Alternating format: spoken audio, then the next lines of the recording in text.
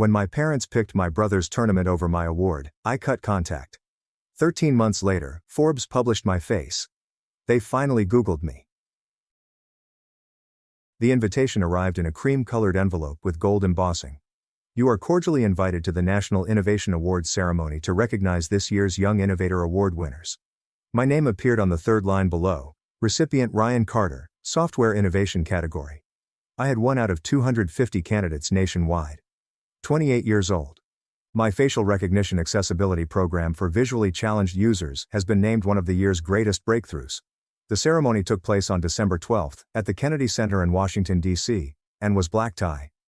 My project would be featured. I would deliver a 5-minute speech. There would be press, industry leaders, and prospective investors. It was the pinnacle of my career. I called my parents that night. "Hey, I got some news." "What's up?" Mom's voice sounded distracted, and there was a TV in the background. "I earned an award. National Innovation Awards. It's a huge deal." "Oh, that's great, honey. The ceremony is on December 12 in Washington, D.C. Congratulations. There is a supper thereafter. You and Dad are invited. +1 is permitted. I can get you tickets." Pause. December 12. "Yes, Saturday night. I understand it's short notice, but I just found out." A longer silence. "Let me check with your father." I heard a muted conversation with Dad's voice in the background. Mom came back. "Sweetie, that's the same weekend as Tyler's basketball tournament." Tyler is my younger brother, a 23-year-old college senior and point guard. "It's just one night," I said. "The tournament lasts whole weekend, right?" "Yes, but this is the championship bracket. He really wants us there. I really want you at my awards ceremony." "I understand, but this is essential to Tyler. He's worked extremely hard." I sat there holding the phone. "So I haven't?" "That wasn't what I meant. It's simply that basketball is his entire life right now, and I own this software. Can't you record your speech? Send us a video?" I closed my eyes. "Mom, this is a national award. I am being honored at the Kennedy Center." "I realize that. But Tyler's tournament is more important." "You got it. Don't be like that. I'm not like anything. I'm simply understanding the priorities. We'll attempt to make it if the game schedule allows." "Don't worry, Mom." I hung up. I was sitting in the studio of my Arlington flat. Small and cheap. Every penny went into my startup. I looked over the invitation again, noting the gold embossing and my name. Then I looked at a family photo on my bookshelves. Last Christmas we were all at Tyler's college. We had driven 6 hours to see him play. Mom wore his jersey number. Dad had a foam finger. When Mom shared the photo on Facebook, I was in the back row, half clipped out. It was fine. That was natural. I opened my laptop and wrote an email to the awards committee. The names of the 3 guests are Lauren Kim and Michael Grant. Lauren was my business partner. Michael was my graduate school mentor. Not my parents nor my brother. People who had personally been there. I pressed send. The next 2 weeks were chaotic, finalizing my speech, tailoring it, coordinating with Lauren and Michael, booking hotels and planning flights. My phone remained quiet. Mom did not follow up with me. No call from Dad. Tyler sent an SMS 2 days before the event. "I heard you won something. Congratulations, bro." Just that. No inquiries, no details. Just enough to indicate that he had acknowledged it. I did not respond. On December 11th I flew to Washington, D.C. We met Lauren and Michael at the hotel. "Are your parents coming tomorrow?" Lauren inquired over supper. "No." "Oh, a work thing? Brother's basketball tournament?" She set down her fork. "You're joking." "Nope." Michael, who had known me for 5 years, simply shook his head. "That's incredibly messed up." "It's fine." "It's not fine," Lauren told me. "It's tremendous. This is your moment." "I understand. That is why you two are here." We ate silently for a minute. Michael raised his glass. "To Ryan, who built something extraordinary, with or without family support." We clinked our glasses. That night I could not sleep. I kept checking my phone. Part of me hoped Mom would text, saying they had changed their minds, that they would drive through the night, and that I was important enough. Nothing. December 12th at 5 p.m., I was wearing my tuxedo. Lauren wore a black dress. Michael wore a suit that really fit for once. We entered the Kennedy Center, where there was a red carpet and cameras, as well as other awardees and their families. I witnessed a woman about my mother's age crying while her daughter posed. I saw a parent tighten his son's bow tie. I saw siblings hugging and friends cheering. I saw everyone there with someone. "Are you okay?" Lauren whispered. "Yeah." My category was third, software innovation. They showed a film on my study, in which blind users discussed how facial recognition helped them identify family members, navigate social situations, and feel less isolated. Then my name, Ryan Carter. I walked onto the stage, shook hands with the presenter, and got the Crystal Award. It was weighty and substantial. I looked out at the audience, which included hundreds of people, industry leaders, the press, and families. Lauren and Michael stood 4 rows back and applauded. Not my parents, but those who believed in me when it counted. I gave a 5-minute speech about accessibility, technology's responsibility to serve everyone, and the users who motivated me. Received a standing ovation, walked off stage, held the prize, smiled for photos, and felt absolutely hollow. The subsequent dinner was placed in a downtown ballroom, open bar, networking, and everyone discussing their innovations, businesses, and futures. I stood at the bar, drinking my second whiskey, and watching everyone else celebrate with their families. My phone vibrated. Mom sent a text. "How did it go?" I stared at the message, 4 words sent 5 hours after the ceremony had concluded. There was no, "wish we were there," or, "we're proud of you." Just 4 words that felt like an obligation. I did not respond. Another buzz, this one from Tyler. "We've won! Championship, baby! Basketball trophy." Photo is attached. The team trophy, Mom and Dad in the backdrop, and enormous smiles. Dad wrapped his arm around Tyler, and Mom cried joyous tears. The precise comfort they couldn't provide me. I put away my phone. Lauren found me and said, "Stop hiding. There is a venture capitalist who wants to discuss funding." I am not hiding. You are actually standing in the corner drinking alone. I am networking internally. She dragged me into a group and introduced me. I shook hands, discussed my product, gave out business cards, and pretended everything was normal. That night, back at the motel, I reached a conclusion. I opened my phone and looked at the family group chat.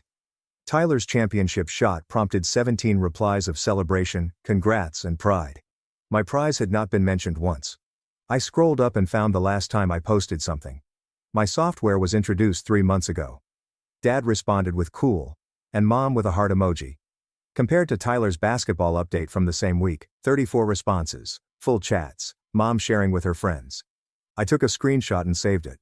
Then I did something I had been contemplating for years. I quit the group chat discreetly, without making a statement or causing any commotion.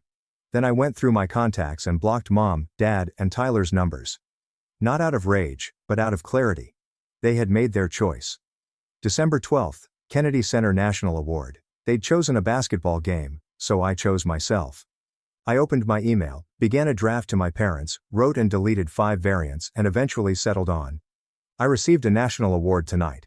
I delivered a speech at the Kennedy Center. I met investors that trust in my work.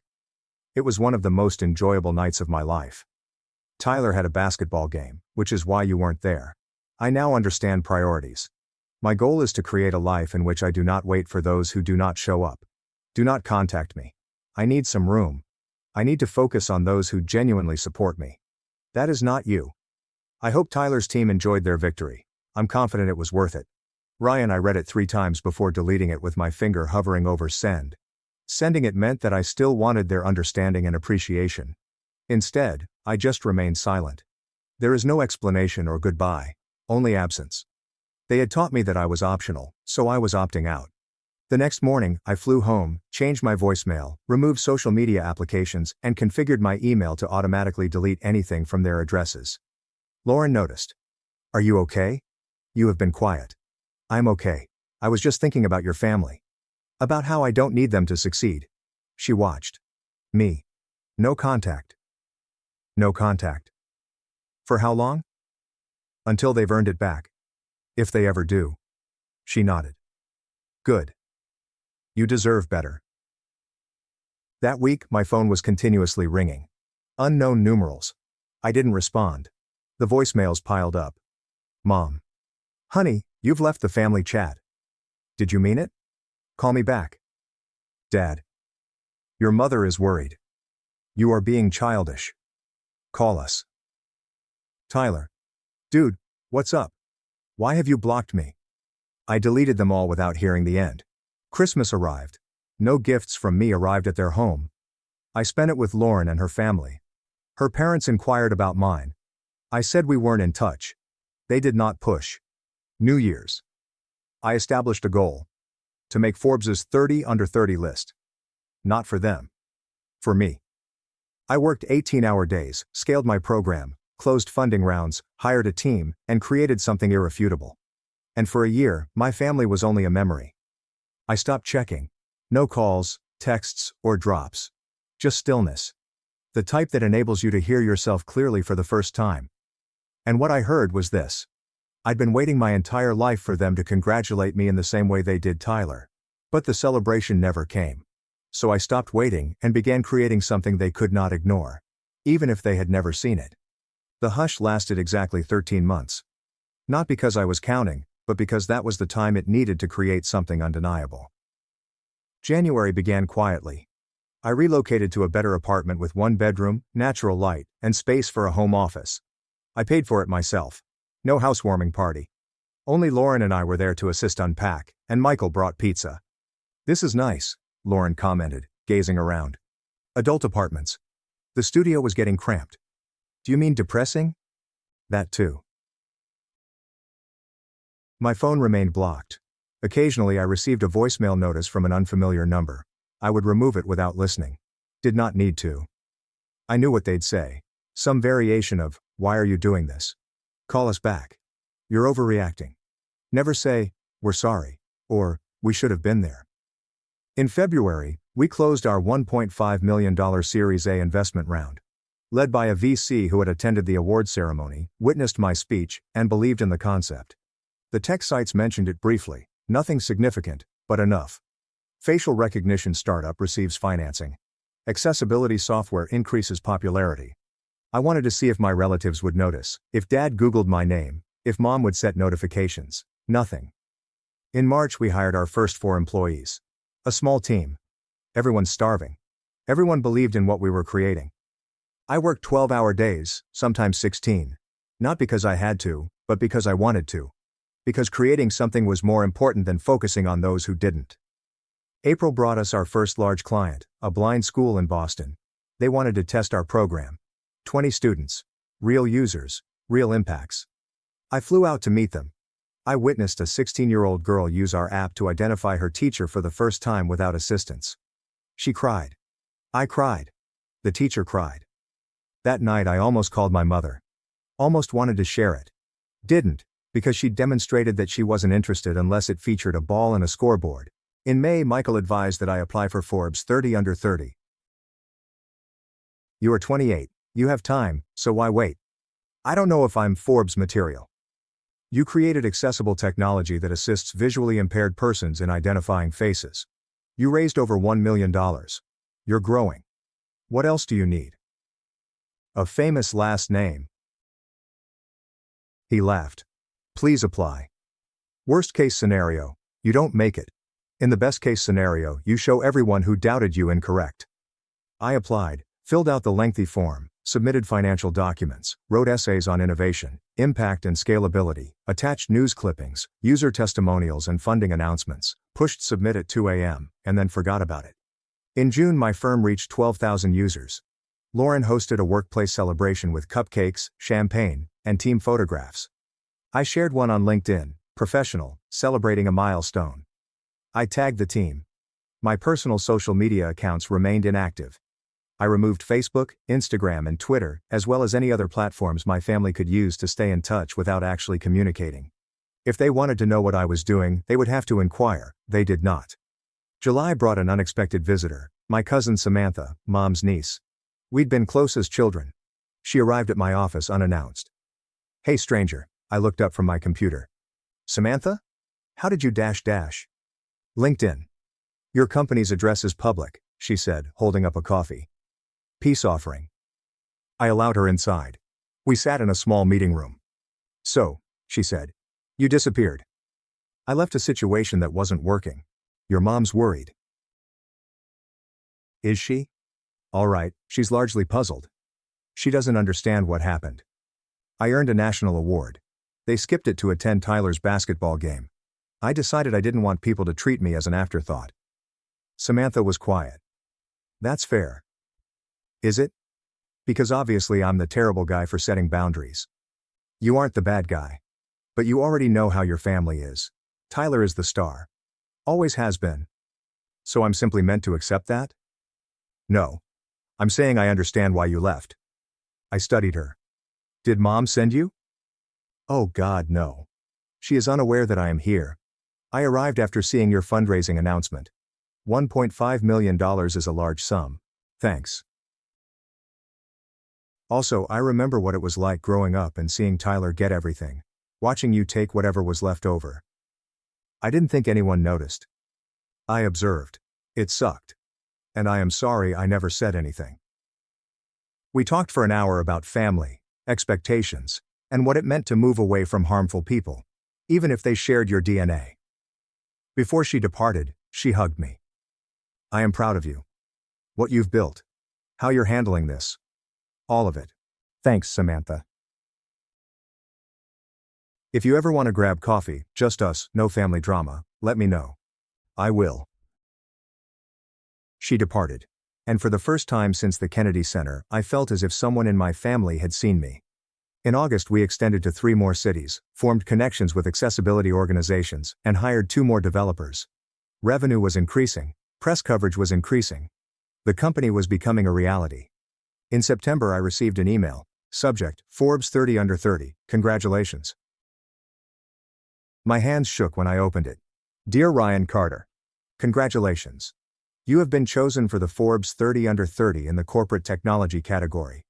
You are one of 500 people chosen from over 18,000 nominations in all categories. The list will be published in our December edition, following an online announcement on November 30th. We'll need new images and a quick interview. Welcome to Forbes' 30 Under 30 community. Best regards, Forbes editorial team. I sat there and read it 3 times. I made it.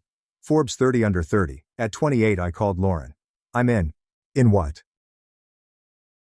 Forbes. She actually yelled. Oh my God! Oh my God! Michael was next. He cried. I knew it. I knew you would. That night, the 3 of us went out to dinner at an upscale restaurant to celebrate. They toasted me, took pictures, and posted about it. I grinned, laughed, felt proud, and didn't think about my family because I had accomplished this without them. Despite them. The interview with Forbes was conducted over Zoom. A journalist inquired about my path, inspiration, and problems. Any family support? She inquired. My business partner and my mentor. They've been there since the beginning. What about parents? Siblings? We're not in contact. Oh, can I ask why? They prioritized my brother's basketball game over my awards ceremony. I decided to prioritize myself. She paused. That's going in the piece. Good.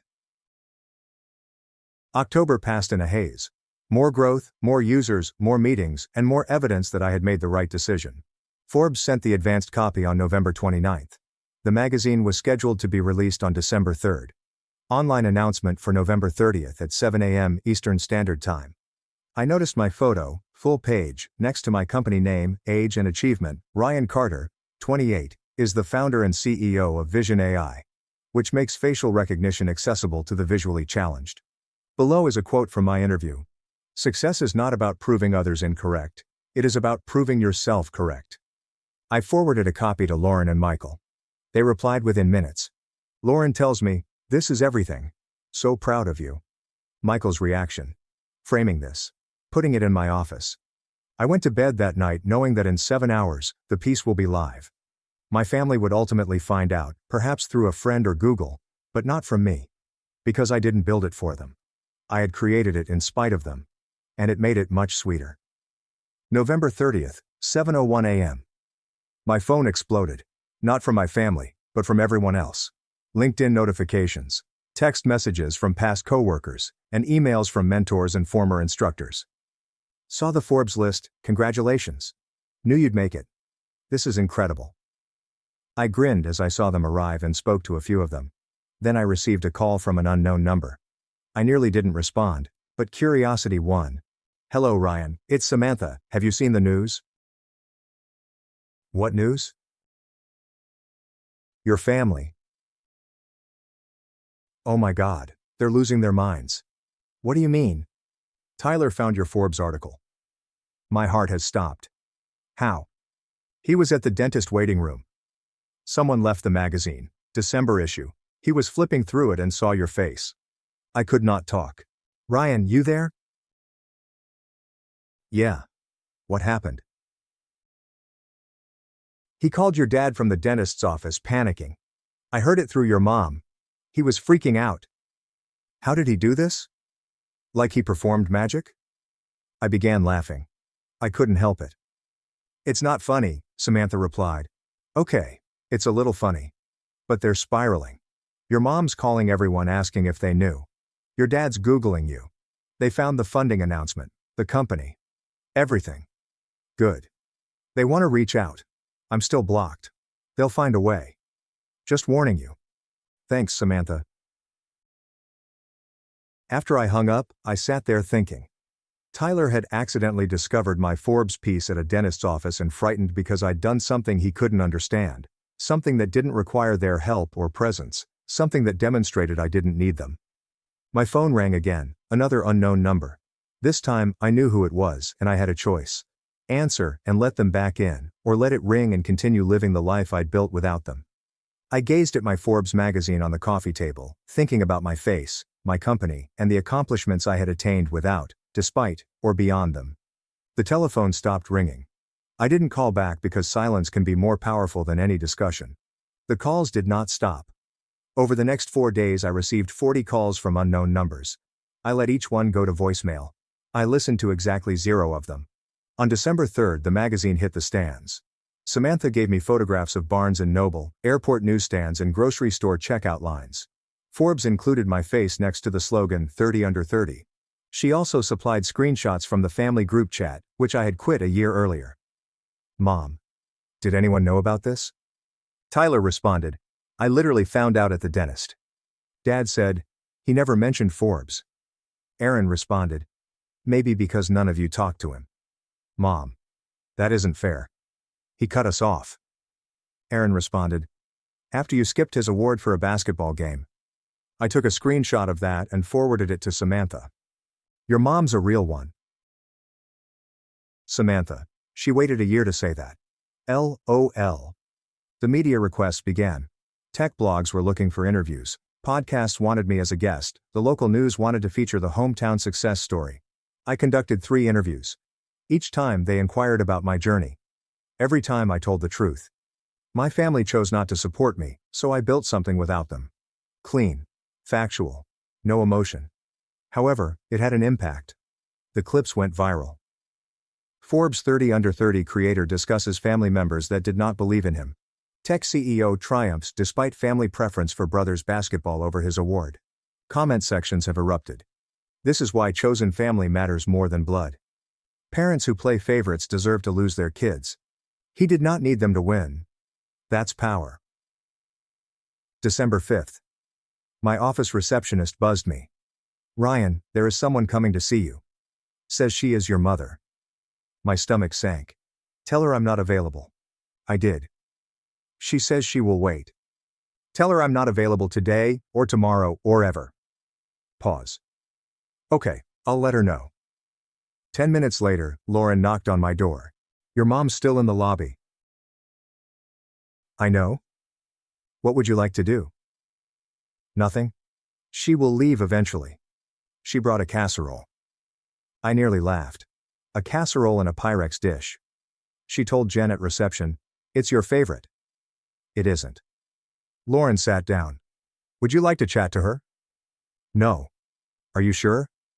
Completely. She had 13 months to reach out, apologize and admit her actions. She waited till I was in Forbes. That's fair.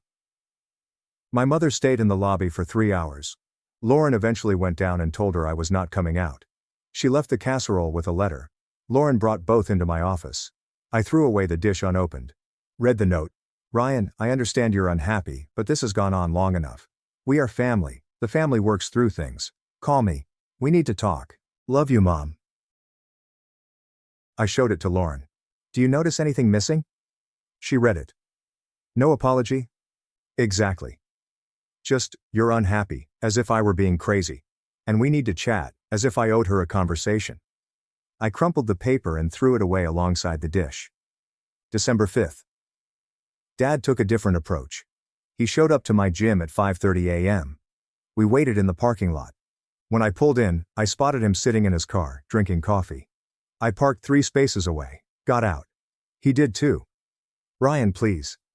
Just 10 minutes. I placed my gym bag over my shoulder. No. I'm your father. And I am your son. The one you left at the Kennedy Center. We did not forget. We played a basketball game. I understand. You made your decision. It wasn't like that. So what was it like, Dad? He struggled. Tyler needed us, but you didn't. You're always so independent. You never seemed to need us. I paused and turned to face him fully. I earned a national award. I told you about it. I asked you to come. You mentioned possibly if Tyler's playing schedule allowed. That isn't independence. That's your decision. We were going to come to the next one. There's no next one. That was my moment. And you were not there. We're sorry. Are you? Are you sorry I didn't tell you I made Forbes? He looked down. Both. At least you're honest. I began strolling toward the gymnasium. Wait, just. Your mother misses you. She misses the version of me that didn't require effort. That's not fair. I turned back. Do you know what isn't fair? Tyler received a championship party, a team meal, social media posts, and teary-pleased parents. I got, how did it go? 5 hours after the ceremony, via text. That is not fair. We didn't know how important it was to you. Because you did not inquire. You assumed. You constantly assume I am fine, that I do not require attention, and that I am low maintenance. But you know what? I am no longer your low-maintenance son.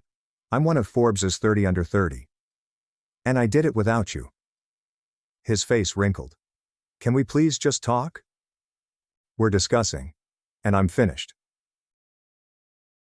I walked in. I didn't look back. Tyler did his best that night. Arrived at my apartment, managed to get past the building door, and knocked till I responded. Come on, dude. This is insane. What do you want, Tyler? I want my brother back. Do you want your brother back? Where was my brother when I received the national award? Oh. Right. I am shooting free throws. That is not fair. I had a championship game. And I had the most significant moment of my career. Which one mattered most? They're both important. So why did Mom and Dad choose yours? He did not have a response. Exactly. I started closing the door. Wait. I've read the Forbes piece, the interview. You mentioned that we were not in communication. You told the entire world. I told the truth. It makes us look bad. You look how you acted.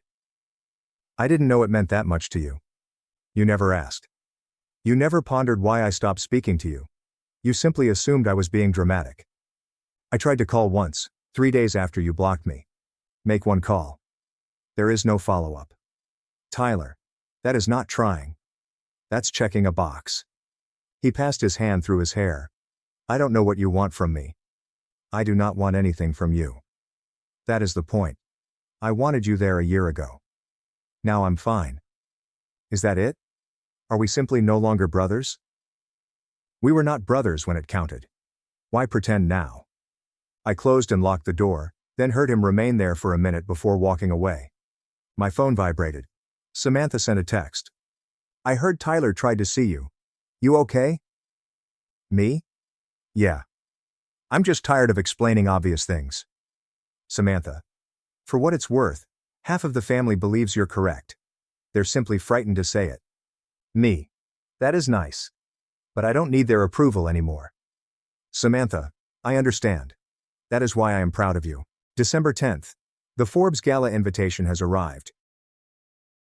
You are cordially invited to the Forbes 30 Under 30 Summit and Gala in Boston, Massachusetts, from January 22nd to 25th. 4 days of panels, networking, and a celebratory dinner. +1 is permitted. I invited Lauren and Michael. No question. That night I wrote on LinkedIn, professional, clean, and pleased to be chosen a Forbes 30 under 30. Thank you to my teammates, investors, and everyone who believed in Vision AI's objective. I look forward to the summit in January. No mention of family. No mention of the journey. Just facts. Colleagues, industry executives, and past professors all expressed their congratulations.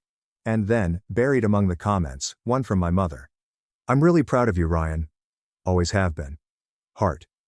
I stared at that remark. Always has been. Always. I checked her profile and saw she had never commented on any of my previous posts. Not my funding announcement, my company milestones, or anything else. But now, a public statement on the most visible accomplishment, not because she was proud, but because she wanted others to see her as proud. I erased her comment. I blocked her on LinkedIn. Lauren called. Did you see your mother's comment? I deleted it. Good. That was a hell of a performance, right? Always has been. Was that at the Kennedy Center? Nowhere. Because it's nonsense. We spoke for an hour about family, limits, and the summit. Are you ready for Boston? She inquired. We're more than ready. This time, people will actually show up. Damn right. December passed into January. The calls from unknown numbers slowed and finally ceased. My family recognized I wasn't coming back, that Forbes wasn't a fluke, and that I'd created something substantial. And they missed everything. Not just the Forbes announcement, but the entire journey. Those late nights. The failures. Small wins. The biggest ones. All of it. While they were attending basketball games. On January 21st, I flew to Boston. Lauren and Michael greeted me at the motel. Are you ready for this? Michael asked. I looked at the Forbes Summit banner in the lobby, and my name was on the participant list. Yeah. I am ready. Does your family know you are here? I don't know. I don't care. Lauren smiled. That's growth. The summit featured 4 days of seminars, networking, and celebration for 600 persons under 30 who had created something amazing. I was one of them. On the last night, the gala, I stood on stage with the other enterprise technology winners, all 5 of us holding plaques and smiling for photos. I peered out into the audience and saw Lauren and Michael in the 3rd row, standing and clapping, the individuals who had actually been there. And I didn't worry about my family once, because I'd finally learned the most crucial lesson. You can't make people proud if they refuse to see you. But you may create something so undeniable that their blindness is their loss, not yours. That was more than enough. The Forbes Summit concluded on Sunday night. I flew home with Lauren and Michael, watching the city lights blur beneath us. Different than last year, huh? Lauren said. I understood what she meant. Last year's win at the Kennedy Center was hollow, with empty seats where my family should have been. This year the auditorium was filled, and many showed up. Yeah, I replied. Very different. February brought what I had been avoiding, an email from my high school principal. We would love to have you speak at Career Day. Forbes 30 under 30 alumni. Students would become inspired. I stared at the email for 3 days. My high school is 15 minutes from my parents' residence. The same trophy cases that overlooked my academic achievements while praising Tyler's basketball. The same halls where teachers advised me to be more well-rounded. Part of me wanted to decline, retain the distance, and be safe. But another part of me, the part that had built a company from the ground up, wanted to stroll those halls as the person I had become. Accept it, I urged my new helper Julia. Schedule it for March. The school announced it on social media. Alumni success story returns. Samantha texted 2 days later. Your mother is losing her mind. I tried to get tickets. School said students only. Good. Are you certain you want to do this? I am sure. I am done hiding. March 12th was frigid. I drove to school in my second-hand Tesla. I parked in visitor parking, where I had previously put my beat-up Honda a decade earlier. The facility appeared smaller and older, but the gym, where I had spent 5 years watching Tyler, remained vast. The principal and I met in the lobby. Ryan, it's great to have you back. The same guy who earlier suggested I join student government to improve my college applications, rather than compete in coding competitions. We walked to the auditorium. Full house, he announced. There are 350 students. Some alumni requested to attend. I hope that's okay. Alumni represented possible family. That's fine. The doors opened. 350 teenagers and teachers lined the walls, with standing room only in the back. Samantha, my old English teacher, and 3 rows behind them, Mom, Dad, and Tyler. They'd found a way inside. Of course they did. I walked to the podium and stared out at 350 faces, including 3 in the back who had never looked at me more intensely. My first slide was not my corporate logo. A photo of me at the age of 16. Skinny, awkward, and alone at the cafe with his laptop. This was me, I admitted. I'm in my junior year and working on my first application. It crashed a lot, but I was proud of it.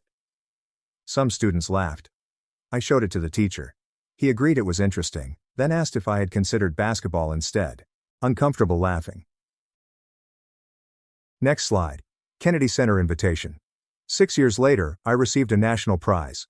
Kennedy Center, Black Tie Press. My most significant professional achievement. Next slide. The auditorium seats are empty. My relatives did not arrive. Basketball game. Silence. Complete silence. I'm not saying this to get pity. I'm telling this because I learned something that night. You can't base your dreams on someone else's approval. I glanced directly at my parents, at Tyler. Some individuals will never honor you the way you deserve. That is okay. Their lack of vision does not define your success. Your work does. I guided them through Vision AI, explaining the users and funding. Forbes' success does not repair damaged relationships. It does not cause those who have previously disregarded you to suddenly notice you. It merely proves that you didn't need them in the first place. Final slide, Forbes 30 Under 30 logo. So if someone urges you to be practical, dismiss them. Celebrate even if no one acknowledges your accomplishment. Because you'll ultimately stop needing their attention. You will have your own. Questions arose. I spent 25 minutes answering questions about code, startups, and failure. Not a single query regarding my family. However, Mom later discovered me in the library reception area. Can we please talk? She appeared tiny, older, tired. I'm working, I explained. Students have questions. After 5 minutes, her voice crackled. Parking lot. In 5 minutes. When I'm done here. I stayed for 25 minutes, answering every student's question, handing out business cards, and then walking to the parking lot. All 3 were waiting beside my Tesla. Nice car, Dad remarked. Bought it myself. We're not here to fight, Mom replied hastily. We just want to talk. I checked my watch. 2 minutes. We were mistaken about the Kennedy Center. Almost anything. Okay. Is that it? Mom, what do you want? You were wrong. Great. Nothing changes. We want to fix this, Dad explained. What has to be fixed? 13 months of silence? You can't change that. It happened. Tyler stepped forward. You are my brother. That must count for something. It mattered when I needed you. Doesn't matter now. So we don't have a chance? Mom's voice cracked. I looked at her and saw the same person who had texted. How did it go? 5 hours after my ceremony. Who has remarked always proud on LinkedIn after years of silence. I don't need you anymore, I stated gently. For 13 months I created something spectacular. Without you. Despite you. And I was pleased. We're your family, Dad explained. No, you are folks I am related to. The family shows up. We failed you, Mom explained. Doesn't that mean something? So we're admitting it? This indicates you can live with yourself. This doesn't mean I have to let you back in. What do we need to do? Mom grasped my arm. Tell me. I will do anything. I examined her hand and then her face. You can't do anything. Because the person who needed you to show up no longer exists. I am not waiting for your approval. I'm one of Forbes's 30 Under 30. I created a life that did not include you. I got into my car and started the engine. Mom stood there crying, Dad's hand on her shoulder. Tyler looked lost. I didn't feel anything. Not satisfied, not vengeance, not sad. Only one thing remains. Closure. I drove away. I didn't look back. That night, Lauren called. So, how was it? Good. Productive. Has your family arrived? Yeah, and I told them the truth. I don't need them anymore. How are you feeling? Light, I said. I feel light. That's good. Yeah, very good. 2 months later, Tyler sent me an email. Subject, no response required. I nearly erased it, but curiosity won. Ryan, I'm not attempting to contact you. I'm only respecting your boundaries. But I started therapy to figure out why I took you for granted. Why I never questioned mom and dad's priorities for me. I was selfish. I knew you were brilliant. I knew mom and dad regarded you like an afterthought, so I did nothing since it benefited me. Your Kennedy Center Award. I remember thinking, he'll understand. It is the championship. I hadn't even considered going to both. I am not asking for forgiveness. I simply wanted to let you know that I finally understand what they, and we all done. You created something amazing, not just your company, but yourself. And we missed it because we didn't look. I apologize. Sincerely, very sorry. Tyler. I reread it 3 times. I saved it in a folder called Closure. It was exactly what I wanted to hear a year ago. But now it simply felt like confirmation. I was correct. They were wrong. And I had moved on. December brought snow, marking 3 years since the Kennedy Center. I decorated my house, which I had purchased with cash 6 months ago. Small tree with nice lights. Christmas morning, I made coffee, sat on my couch, and watched the snow fall. My phone vibrated. Samantha says, "Merry Christmas." Merry Christmas. Are you doing okay? Yeah. Your family seems weird without you. Everyone pretends everything is fine, but it isn't. Not my problem to fix. I understand. I just wanted you to know that you are missed. At least by me. Thank you, Samantha. That means something. We hung up. I opened my laptop and examined the Vision AI metrics, 75,000 users and climbing. There is real influence. Real change. That was my family now. Those users, my crew, Lauren, Michael, Samantha. People who turned up, celebrated, and noticed me. I grinned as I looked at my Christmas tree, small, modest, and uniquely mine. Because this calm morning, in a house I bought, running a business I founded, living a life I designed, was the gift. Not vengeance. Not proving them incorrect. Just freedom. Freedom from waiting. From hoping. From needing folks who never met my needs. I had made something better. One border at a time. Take one day at a time. A life in which I was never treated as an afterthought. Where I was always the central figure. I turned up for me first. My phone remained on the table, silent and peaceful. And I let it be. Because certain silences are not empty, they are filled, full of self-respect, of limits, of recognizing your worth. And I had never been richer. After my ex's lie, my family left me to rot, so I started over abroad. Last night, they showed up, begging for forgiveness. I slammed the door. My ex unjustly accused me of rape, and my family abandoned me years ago. They now wish to get back together, but I've shown them the amazing life and family they were deprived of. When I confronted my ex-girlfriend about her infidelity, she became frightened and told almost everyone we knew that I had raped her to hide her infidelity. At least there was no evidence. But I was detained while the investigation was underway. The majority of my friends had already cut ties with me, and my parents had already disowned me. My parents still thought I was a rapist who had struck it lucky, even though a jury had not found me guilty. I fled when my best friend started helping me behind my parents' backs. I had nothing to lose because I was not loved or even approached, and my college only allowed me to take tests in person and email the work instead of allowing me to attend classes. I found an apartment as far away from that town as possible. I was able to stabilize myself after earning some money from a few community jobs. After a while, I changed my name because, for some reason I still don't understand, I started to detest seeing it. This gave me a fresh start. And when I returned to university, I made a few new acquaintances. I have no idea why I did this. In retrospect, I was quite impoverished and still had a ton of debt. After earning my teaching degree, I relocated to a distant nation on the other side of the world, where I currently reside. I moved into my new work and obtained a wonderful apartment. After a while, I met a girl who would later become my wife. I couldn't trust her at first, but after seeing how patient she was with me, I would flinch if she touched me, or I would start to squirm when she got close. I fell deeply in love with her. My twin daughter and son, whom I love and will protect until the end of the universe, were eventually born as a result of her. Given that I was a foreigner and not widely trusted, her family rapidly adapted to me. They were kind to me, and I was reminded of what a loving family is like. Right now, my wife and I are really happy, and we live in a lovely home with both of our kids.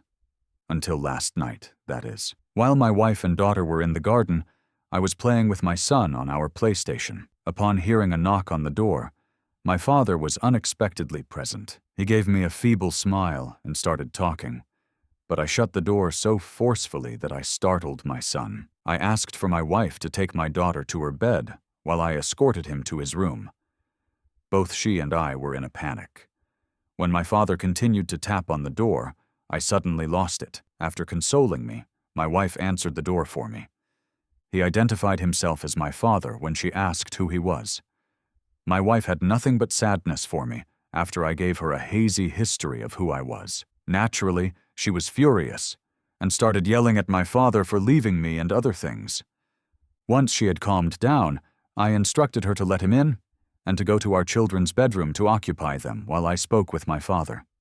He claimed to be helping my ex-girlfriend by deleting some messages from her phone. In the process, he discovered a chat between her and the man she was having an affair with, in which she essentially expressed her regret for destroying my life and her desire to take it all back. My father started looking for me to let me know that he believed me, but he didn't confront her since he wasn't prepared to revive a dead situation. I have no idea how he found me, but it doesn't matter because he's already here.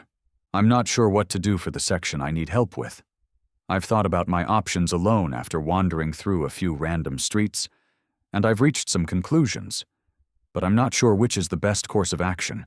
Tell him to leave me alone and return to our country, make amends with him and tell my mother, or, if you have a better idea, please share it with me. I'm going to take tomorrow off from work because I'm so stressed out. Since my father lives in a nearby apartment, I'll most likely give him my response. In advance, thank you. Comments. First comment. Doesn't it seem strange to you that he claimed to be wiping out some stuff on your ex-girlfriend's phone as a favor? Why would he continue to communicate with her? He would snoop on her phone? But why? People who are merely attempting to assist should refrain from breaking into phones. This is a warning sign. The man disowned you, continues to communicate with a lady who destroyed your life, snooped the truth, and somehow followed you throughout the world. Are you prepared to let your family experience this kind of chaos? Second comment. You're correct. It doesn't add up much. I detest being in this predicament, and it's such a nasty scenario. I'm having a hard time coming up with the appropriate responses to all of his questions. Comment 3. Oh, darling, hearing this was so cruel. False accusations devastate people's life, hence those who make them ought to be sued and imprisoned. This was completely absurd. Keeping him out of your life is the best advice I can offer. Without even giving you enough time to work things out, he was eager to discard you. You may forgive whomever you choose, of course, but I'm curious as to why he made an effort to make amends. I appreciate you sharing your tale, and wish you well. Comment 4. Oh, I'm grateful. I want to take the eye for an eye approach and simply forbid him from being around my family. I'm not a very forgiving individual. He must now deal with the fallout from his deeds in hindsight. Comment 5. As this is my first time replying here, I am unable to say if this is sound advice at all, as this is essentially a question that only you can answer. This is a lot that was thrown at you at once. Your father returning home will, in my opinion, be beneficial, since it will provide you time to completely unwind and comprehend the situation. It's not ideal to have this situation thrust upon you, but you can always get in touch with him if you're ever ready. It is within your power to control this. Now that this is your life, you have the freedom to express how you would like this circumstance to be resolved. In order to analyze this information and create a plan, consider what would provide you the greatest control. You take as much time as you need and go at your own pace. Comment 6. OP. Yeah, ultimately, I will have to decide what to do. That much I've come to terms with. A few hours ago, my son asked me who he was, and I'm not brave enough to tell him that it was his grandfather. Additional details. I am aware that it ultimately boils down to whether or not I want them in my life. I am aware that not all of my queries will have definitive answers. I suppose I'm merely attempting to make sense of everything while assembling various responses from various sources. In retrospect, I don't understand why they simply left me in such a manner. She might have sent some phony texts, but she would have presented them to the police, and I still clearly recall them telling me that there wasn't much proof to support her claims. I still find it difficult to make the connections, not that I want to, and not much of it adds up. Sometimes it all melds into a nightmare. In any case, thanks. I'll make a decision eventually. First update. Hello, everybody. I apologize for my silence in recent times. I have decided that I will not make amends with my father. I just didn't have the capacity to forgive him. Here's what happened, because some of you might desire a tale. When I went to my father's hotel the day after I published the post, I informed him I wouldn't make amends or anything. Despite his emotions, he was sympathetic. He claimed to have completely cut off my ex-girlfriend from the family and notified my mother about what had transpired. I asked him why they continued to communicate with her, as many of you have done. Apparently, she felt too guilty to let us go, he claimed. Like many of you, I'm not sure I believe it, but for me, it's sufficient closure. It seems that my mother was upset by the news and attempted to obtain my phone number, but my father prevented her from doing so. Since I think most of it is a ruse to bring me back into their lives, I'm not sure what I could truly trust. It only makes me ill, though, because they threw me out into the streets like a rabid dog. When my son finally asked who was at the door, I explained that it was a coworker. I intend to share with them both what happened to me in the past when they are older, and we are going through difficult times, so they know I empathize. We're all doing well. I hope my father has promised to keep my new life a secret, even though it shook me up a little. I believe the issue is settled for the time being, but I'll keep you informed if anything new comes up. I sincerely appreciate all of your kind remarks and support. Be there for anyone you know who has experienced what I have. You cannot abandon them to the streets. You must always be at their side and ensure their happiness, even if it means moving across the world. Update 2. Prior to my father discovering me, I was leading a tranquil life, which set off a series of events that resulted in this post. My family and I just experienced an event when they broke a promise. It really infuriated me, and after giving it some serious thinking, I made the decision to confront them head-on. I took a plane back home and met with my brother, mother, father, and even the girl who had accused me. Naturally, I was anxious, but I was quite aback to discover that I didn't truly consider them family. Even though I knew who they were, I didn't see them the same way I do my wife, my children, and my in-laws. My mother began by sobbing and attempting to express regret. It simply repulsed me. My brother was the one who remained calm and started the conversation while my father consoled my mother. I told him to stop the small talk, and that this meeting was on my terms when he inquired about how I was feeling. I explained to them all that I just needed closure and wasn't interested in making amends. I was careful to warn them that if they tried to follow me, I would contact the police. Even though the police claimed there was no evidence, I questioned my parents about why they had left me so quickly. They said it pained their hearts to see me in detention and that they made a snap choice. Since they made no effort to defend me or anything, I called them out on it. I then inquired about the opinions of some individuals regarding my father searching through my accuser's phone in my initial post. He claimed that he discovered the chat logs with her pals when she asked him to purge her phone of unnecessary items. Even if work wasn't rewarding, I accepted it because my dad was always proficient with technology. Then I questioned my brother about why he had never gotten back to me. He said that he did, seeming shocked.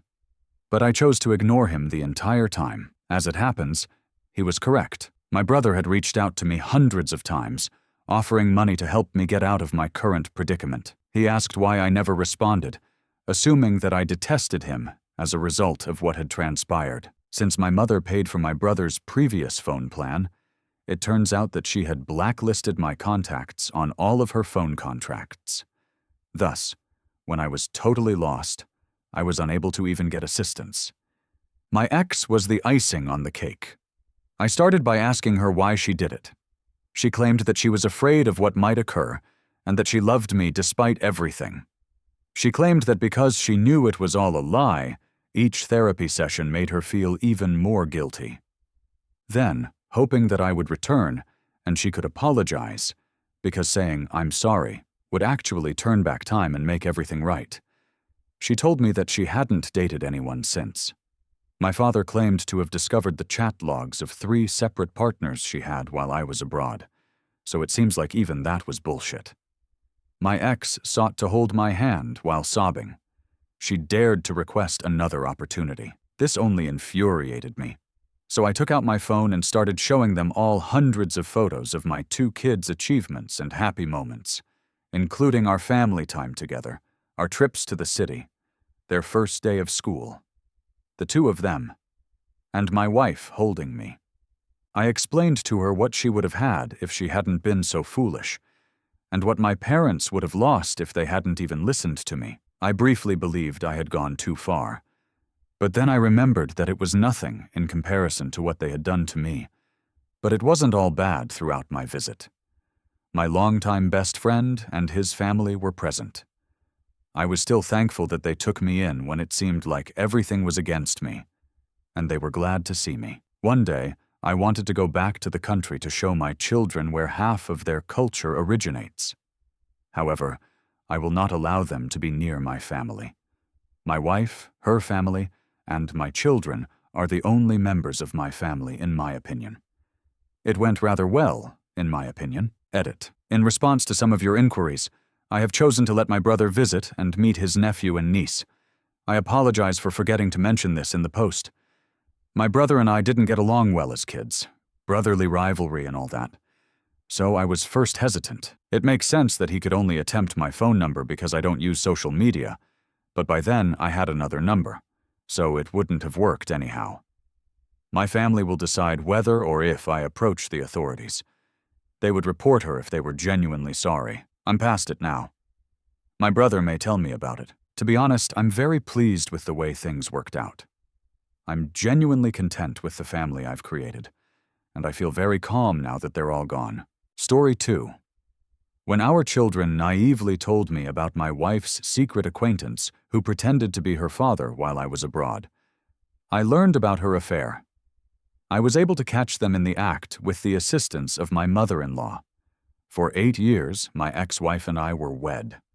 We were deeply in love, and I never imagined that I would one day use this platform to tell my story of heartbreak. Before I was transferred, my wife and I worked together at the company. We were fairly close and both worked for the same firm. But after I was moved to lead a new branch of our business in a different state, our bond grew even stronger. I was drawn to her since she was one of our smartest employees. I didn't feel anything for her when we were in the same workplace. She was one of the persons I used to speak with frequently, so I just knew I liked her. I can't describe how it all happened, but I started chatting to her every day a few weeks after I was transferred. Before I asked her out, we kept going in this manner for months. She said yes to my proposal without giving it any thought, unlike other girls because she already liked me. Before getting married, we dated for 3 years. I left the company where I was employed within 3 years. I had to leave because of something that happened there, but I was fortunate to find another work in our state soon after, so I returned. The only drawback of this second employment, which was far superior to the first, was that it required frequent travel. My wife and I had a girl in the 2nd year of our marriage, and she gave birth to a boy in the 5th. One of the nicest things that ever happened to me was becoming a father, and I made many sacrifices to make sure my wife and children were comfortable. Together, my wife and I raised our 2 lovely children since she worked hard too. We hardly experienced any problems, and if we did, they were easily resolved. I did my best to be a decent husband in addition to a good father. On occasion, I would give my wife special dinners or anything else she requested. Usually, we would send the children to her mother's place, where we would spend the entire weekend. I didn't want us to get so preoccupied with earning a living that we forgot to enjoy our marriage, so we did this every now and then. As we grew older, We also made every effort to take a vacation each year, even if it was only for a week. I'm posting this to demonstrate that I treated my wife like a queen and did my bit to be a decent husband. I didn't think she would go to such lengths to do what she did. Considering everything I did for her and our children, we divided the cost 70-30, despite the fact that I knew she was making a respectable living. I handled the most of the tasks, and during our years of marriage, I made the greatest sacrifices. I helped her through good times and bad, including the 3 years she had problems with her mother. She denied her mother access to the children for those 3 years. I tried absolutely all in my power to help her. I would do anything for her to be happy if she asked for something that I didn't think she should have, even if it was too costly or unneeded. I didn't realize I was wasting my time, but I believed I was doing what any husband would do for his wife and family. If things hadn't turned out the way they did, I wouldn't have even realized my wife was unfaithful. I was scheduled to leave on a crucial business trip that day, but my clients suddenly canceled it. I hardly had time to spend with my children because I had been traveling non-stop. Since I had to travel that road to get to the airport, my wife and I had agreed earlier that day that I would drop the kids off at her mother's house. However, I made the decision to spend additional time with the kids after the meeting was canceled 4 hours prior to my departure. We had a great time playing different games together. In the meantime, I promised the children that I would give them ice cream if they caught me in our game of tag. I would violate their mother's rule that they should only have ice cream twice a day if I gave them some, but we agreed not to tell each other. I heard the children chatting to one another while they were enjoying their ice cream. They had me swear I wouldn't tell my wife when I asked what it was. I was intrigued when they stated that, so I vowed to keep quiet so they could talk. I was shocked to learn from the children that my wife had a secret companion. Every time I went on a business trip, she would ask her secret friend to come over and act like their father until I got back. They went so far as to inform me that my wife's secret pal would stay overnight in our room. On a given day, my wife's secret companion would depart early in the morning if I was returning home that evening. Since this wasn't the type of thing kids could make up on their own, I was positive they weren't making it up when they said it. They told me because they would all swear not to tell their mother about the ice cream that my wife's secret buddy would always give them in secret as well. Hearing that a stranger was entering my home to feed my children, and that my wife had encouraged him to do so, infuriated me. I asked my children not to tell their mother about what I had discovered, and they vowed not to. When my wife got home later that night, I made a shrewd attempt to ask her for information, but she refused. So I gave up. I chose to catch her in the act after failing to locate anything on her phone when she was sleeping that night. I lied to my wife and told her I was going on a business trip and would return in 5 days, 3 days, after my kids confided in me. That morning, she left me at home to get ready while she went grocery shopping with the kids. She believed me when I told her I wouldn't be driving and would take an Uber to the airport. After she got back from her grocery shopping around 2 hours later, a man arrived at our house.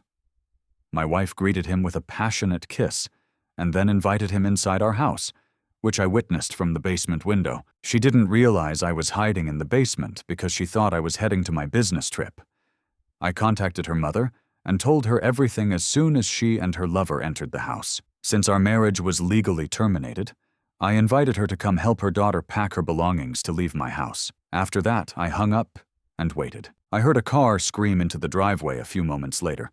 Her mother got out and began screaming and yelling as soon as it parked. Nothing matched the look of amazement on my wife's face when she saw me emerge from the basement, though I'm sure she was surprised to find her mother there as well. She was unable to speak and was unsure of what to say. The fact that I was unable to interrogate her or face her partner made me very unhappy. I took my children away so they wouldn't witness their grandmother tearing their mother apart, and I only ordered her to leave my house before I came back.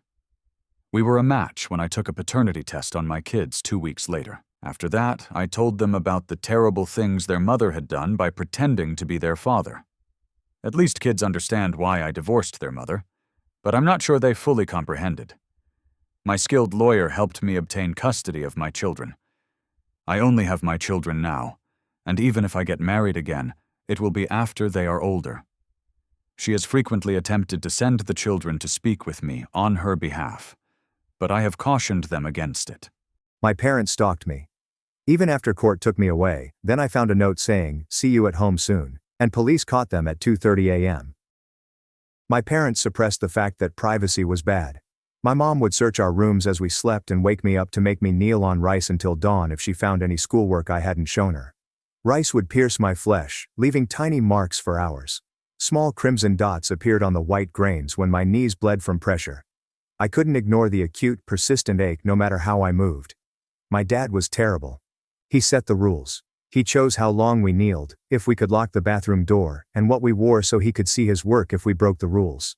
When he roared, his forehead veins bulged and his face turned this red. As he leaned in to yell, his aftershave fragrance made my stomach churn with apprehension. I loathed them and their rules. I rebelled as much as possible. I'd hide messages from friends, candy wrappers, and other personal items under my mattress. I practiced having private thoughts in the bathroom mirror by whispering to myself. With constant surveillance, I felt like I couldn't breathe in the house. However, my brother was totally indoctrinated. He obeyed them religiously. He also insisted I follow the rules. I could hear him organizing his carefully displayed possessions at night in his room across from mine. If he accidentally read one of my texts, he'd run to my parents and tell them I was harboring secrets, then smirk as they laid hands on me. He looked ecstatic, like he was enjoying my misery. Selfish, he made random confessions at dinner and seemed to be powerful. He proudly declared, "I got frustrated with my math homework today and thought about giving up," as if confessing a terrible sin. I squirmed uncomfortably on the hardwood dining chair, knowing what was coming. His transparency was lauded by our parents. His persistence paid off, as my parents started letting him do things they never had before. His curfew was suddenly extended by several hours. His room stopped being inspected daily. He'd walk around the house with confidence, looking at me knowingly when our parents weren't watching. However, my mistreatment intensified. I would be severely penalized if I didn't tell my parents about every lesson within the first few minutes of coming home. The sound of my dad's belt going through his pants loops was my worst nightmare. I often winced in class when sitting down, lying to my teachers about my agony. "I fell during soccer practice," I'd say. Or, "I bumped into the corner of a table." The fluorescent classroom lights made me feel vulnerable, even when no one was looking. After that, things got worse. My parents started letting my brother search my stuff. He adored it. He quickly and invasively rummaged through my possessions, turning everything over. He grinned while throwing out my items many times, saying, "I never told them about this or that." My drawers being wrenched open would wake me, and I'd lie still, pretending to be asleep while he searched my meager possessions. He sometimes lied about a hidden note he found when he was cruel. I put my cheek to the floor, imploring them to believe me that there was no note. The carpet fibers scratched across my face. After the weeping, my parents would lock me out of my room and make me sleep on the couch. The leather couch was cold and sticky, and the tiny blanket they gave me didn't help against the living room's coolness. My brother would hang out in the corridor after my punishments, smirking like king. He sometimes whispered to me as he passed, "Liars get that." Or, "You deserve worse." Long shadows from the hallway's dim lighting seemed to grab me like fingers. Saddest of all, my actions didn't matter. I tried for all A's. As I studied late at night with exhausted eyelids, my backpack was full of textbooks. Every weekend I cleaned the house. Scrubbing left my fingertips sore and the smell of cleaning agents lingered for days. I'd offer to cook dinner for them, measuring ingredients and following directions to avoid mistakes. But if I didn't tell them everything about my life, they thought I was less. The disappointment in their eyes was worse than physical torture. I even got the silent treatment. They ate dinner together and left me at the kitchen counter. We felt physically separated by their forks, scratching plates, casual chatting, and occasional laughs. The kitchen counter was cold and rough, and my food always tasted like nothing while I ate alone, just feet from a joyful family. I was depressed one night after an especially harsh parental reprimand. My body hurt, and loneliness felt like a weight. The hallway clock and floorboard creaks were the only sounds in the house. So I made my biggest mistake. My brother seemed trustworthy. I confessed my need for an ally. My voice broke with passion as I said the words in the dark hallway. I glimpsed hope as his expression softened. In an hour, my dad had me face down on his lap with the belt extracted. To avoid screaming, I bit the pillow in my mouth. The fabric tasted dusty and salty from tears. 1, 2, to 12. Each strike sent shockwaves of pain through my body, the leather making a horrible sound as it hit my skin. That was my breaking point. I thought my brother was just obeying out of terror the whole time. He actually believed everything they taught us. That night was the worst I've felt. Betrayal hurt more than physical agony. After that, I quit fighting. I threw away journals. My thoughts and feelings vanished with the pages. I deleted all my texts and just messaged when necessary. My phone screen got empty like I felt. If forced to confess, I lied. I considered cheating on a test, I'd say. I felt hollow saying, I lied about finishing my homework. But it satisfied my parents' desire for control. I had a tiny light of resilience that wouldn't die out. I began hiding short notes to myself on bits of paper in my mattress lining or under my desk drawer. Just little reminders that I was still me and beyond their control. Stay strong. This is temporary. Writing these tiny affirmations felt like breathing after being underwater for too long. Naturally, that backfired. My brother ran to my parents after seeing me write a note to myself, my only private activity. He marched down the corridor like a timer for my punishment. As predicted, they blew it. Mum yelled they were done. My ears rang with her high-pitched voice. Dad won the belt again. He removed the leather from his jeans, hearing the usual slithering sound. My flip phone hit the wall. Tiny plastic pieces littered the floor. I couldn't eat for 4 days. My stomach churned and cramped, reminding me of my penance. After that, they followed me around the home so I wasn't alone. The frequent footsteps and feeling of eyes observing me was annoying. They forced me to confess secrets in the living room every morning, afternoon, and evening. My exhausted legs trembled as I stood on the uncomfortable carpet, recounting made-up misdeeds as they judged from the couch. Every time, my brother was there, smiling like he was doing the right thing. Some sunlight from the living room window caught his face, accentuating his joy. I remember him calling me a liar during a confession. Sharp and accusing, the word hung between us. My parents weren't harsh, but that one hint broke the camel's back. I broke inside like a rubber band stretched too far. Finally, I left. The choice sank into my chest like a stone, heavy but comforting. My first time telling a teacher about home life was the next day at school. The classroom was empty but for us, afternoon sunlight shining through the windows, dust swirling in the beams. I said the truth, and cried. Overflowing with years of grief and terror, I spilled my words upon the desk between us. She was appalled and paled as I spoke. Before I knew it, I was in the counselor's office waiting for my parents to discuss the situation. After 25 minutes, I heard them before seeing them. My mom yelled down the hallway, demanding to know what was happening. Of course my brother was among them. I could hear him walking faster than my parents, eager to join in. The door opened and my mom ran in first, pretending to be worried. The modest office was overpowered by her perfume. She hugged me, but I recoiled. My body shrank back into the chair before my mind. The counselor noticed. I noticed her eyes narrowing, taking note. Dad's face was unreadable at the doorway. His hands were in his pockets, shoulders relaxed, a worried but calm parent. My brother watched him curiously from behind. He was acting innocent, but his glance was calculated. Ms. Lefebvre invited them to sit and said we needed to discuss important issues. The chairs creaked as my parents sat, smiling and confused. This is about what? Mama asked, her voice honeyed. Arms crossed, my brother reclined against the wall. Not one could I look upon. Ms. Lefebvre began by informing them I had given alarming facts about physical punishment in our home. She spoke effectively and professionally with her clipboard on her lap. Mom's face changed suddenly, saying it was ludicrous, and they wouldn't injure me. Her outraged, astonished voice raised in tone. We adore our kids. My dad intervened when I muttered about the rice, barely audible to me, implying a misunderstanding and that I had been acting out and making up stories for attention. His voice was calm and reasonable with neighbors and teachers. We're strict parents, yes, but we're not abusive, he said, unhappy.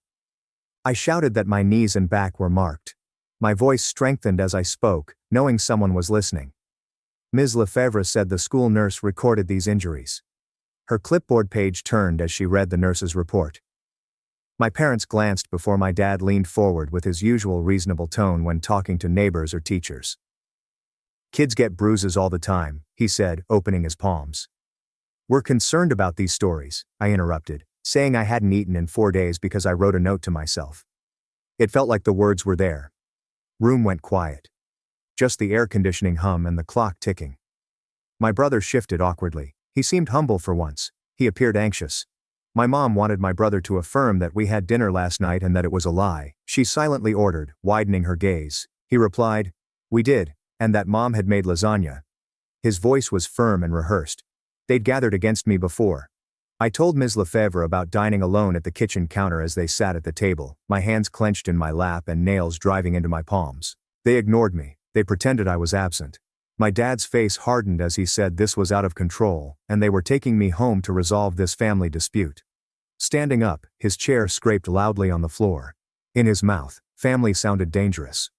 Ms. Lefebvre stood up and told them she had already notified Child Protective Services, who were sending someone to speak with us today. Her powerful voice resisted dispute. The room felt 25 degrees cooler. The air became dense and hard to breathe. No more phony smile from my mom. Her eyes narrowed and lips pressed thinly. My dad's jaw tensed before reaching for his belt. Backing up in my chair was instinctual. He quietly maintained they were good parents who had done nothing wrong. He spoke calmly, but I could hear his anger. My brother pushed off the wall, saying I lied all the time for attention, even lying about a stomachache to avoid a math test the week before. He rushed to speak, desperate. Hearing this was unbelievable. I never skipped an exam before. Good grades were sometimes my only protection. The injustice of his lying hurt my chest. Everyone turned at the door knock. The crisp, formal sound broke the room's tension. A navy-blazered CPS employee named Clara Hoffman entered. As she arrived with notebook, her heels clicked. Officer Laurent followed her. Near the door, his badge caught the fluorescent light, and his clothes rustled. My heart was beating so hard I feared it would burst. Blood rushing in my ears nearly drowned out the conversations around me. The next hour was my most strange. My parents denied everything, portraying me as a troubled youngster making up things for attention. They talked about their efforts and sacrifices. Words flowed easily, practiced. My brother agreed with them and described a perfect family that never existed. As he spoke, his hands waved and his eyes were wide with deception. Ms. Hoffman requested a private meeting. The rice had left my knees raw and scabbed. The skin was red and pitted, with microscopic grain indentations. My belt marks on my back, purple and yellow bruises in various states of healing, mapped out my punishment history. I informed her about everything: confessions, searches, destroyed phone. Each syllable I spoke made me feel lighter. My parents smiled again when we returned, but their eyes boiled with rage at me. Their gaze weighed me down, suggesting consequences. Ms. Hoffman said they would need to do a house visit and that I should stay with an emergency foster family tonight while they investigated. She spoke directly yet kindly. My dad refused and said I was his child, tipping his chair. The chair clattered on the floor, echoing in the small office. "You cannot steal my child. That's insane." His face turned that familiar crimson. Officer Laurent suggested he collaborate fully, as this was temporary. He kept his hand near his belt during the investigation, not threatening. "Sir, please lower your voice and have a seat." My mom started crying enormous sobs, imploring them not to take her baby and arguing they were excellent parents, looking to my brother for support. Her eyes were dry and calculating as tears ruined her makeup. He agreed vigorously, saying they were the best parents, and this was unfair. His voice cracked with passion, but I knew better. I was frozen, unable to believe it. I heard sounds that faded like a bad radio. Someone finally heard me after years of suffering and terror. Someone acted. The realization was almost overwhelming. Ms. Hoffman helped me get my locker stuff. The metal door clanged as I opened it, echoing down the empty hallway. A jacket and textbooks were all I had. Although my parents couldn't approach me, I could feel their eyes searing into my back as I walked down the corridor. The linoleum floor squeaked under my sneakers as I walked away. On one occasion, Officer Laurent blocked my brother's call. He demanded, "Stay back, please." My brother's frustrated visage revealed his actual nature underneath the concern. The Moreaus, a foster family, hosted me that night. Their residence was silent with a locked guest room. Simple but clean, the room had pale blue walls and a window overlooking a tiny garden. Mrs. Moreau said I could use it. "This is your space," she sweetly said. "No one will come in without your permission." I did. Locking the door, I cried until bedtime. My pillow masked my tears, but they were relief as much as pain. The following days were filled with interviews and doctor visits. CPS found rice in our pantry. The bag was half empty, grains spilling into the cabinet corner. They found a worn belt with leather in the middle, indicating extensive use. They interviewed neighbors who said they'd heard yelling and sobbing from our house but didn't want to help. "We thought they were just strict," a neighbor stated, embarrassed. My parents resisted the probe throughout. They hired family law specialist Mr. Schultz. His briefcase was leather, and his suit pricey. They told everyone I was unstable, dishonest, and ripping the family apart for attention. Even when they weren't there, their voices followed me. Worse, they appeared everywhere. Mom parked across the street when I went to school. Her silver vehicle idled at the curb, tinted windows not hiding her watchful expression. My dad watched from his car when I left the Moreau's house with Mrs. Moreau to go to the store. Knowing I was being watched made my skin crawl and my neck prickle. My brother started texting my few school pals that I was mentally ill and made things up. "She's always been like this," he said. "She makes up stories for attention." Friends believed him.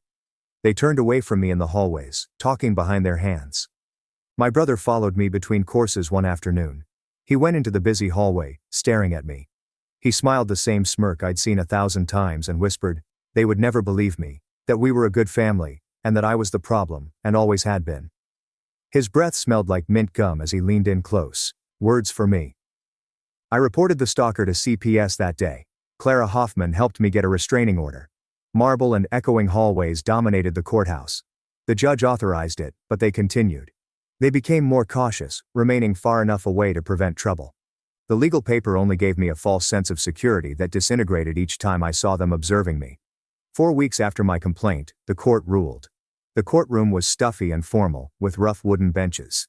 My parents' privileges were suspended until parenting classes and treatment were completed. I would stay in foster care for 8 months. A harsh crack from the judge's gavel made me jump. I saw them near their car after leaving the courthouse. Asphalt in the parking lot heated in the afternoon sun. My mom cried again. Dad was stone-faced.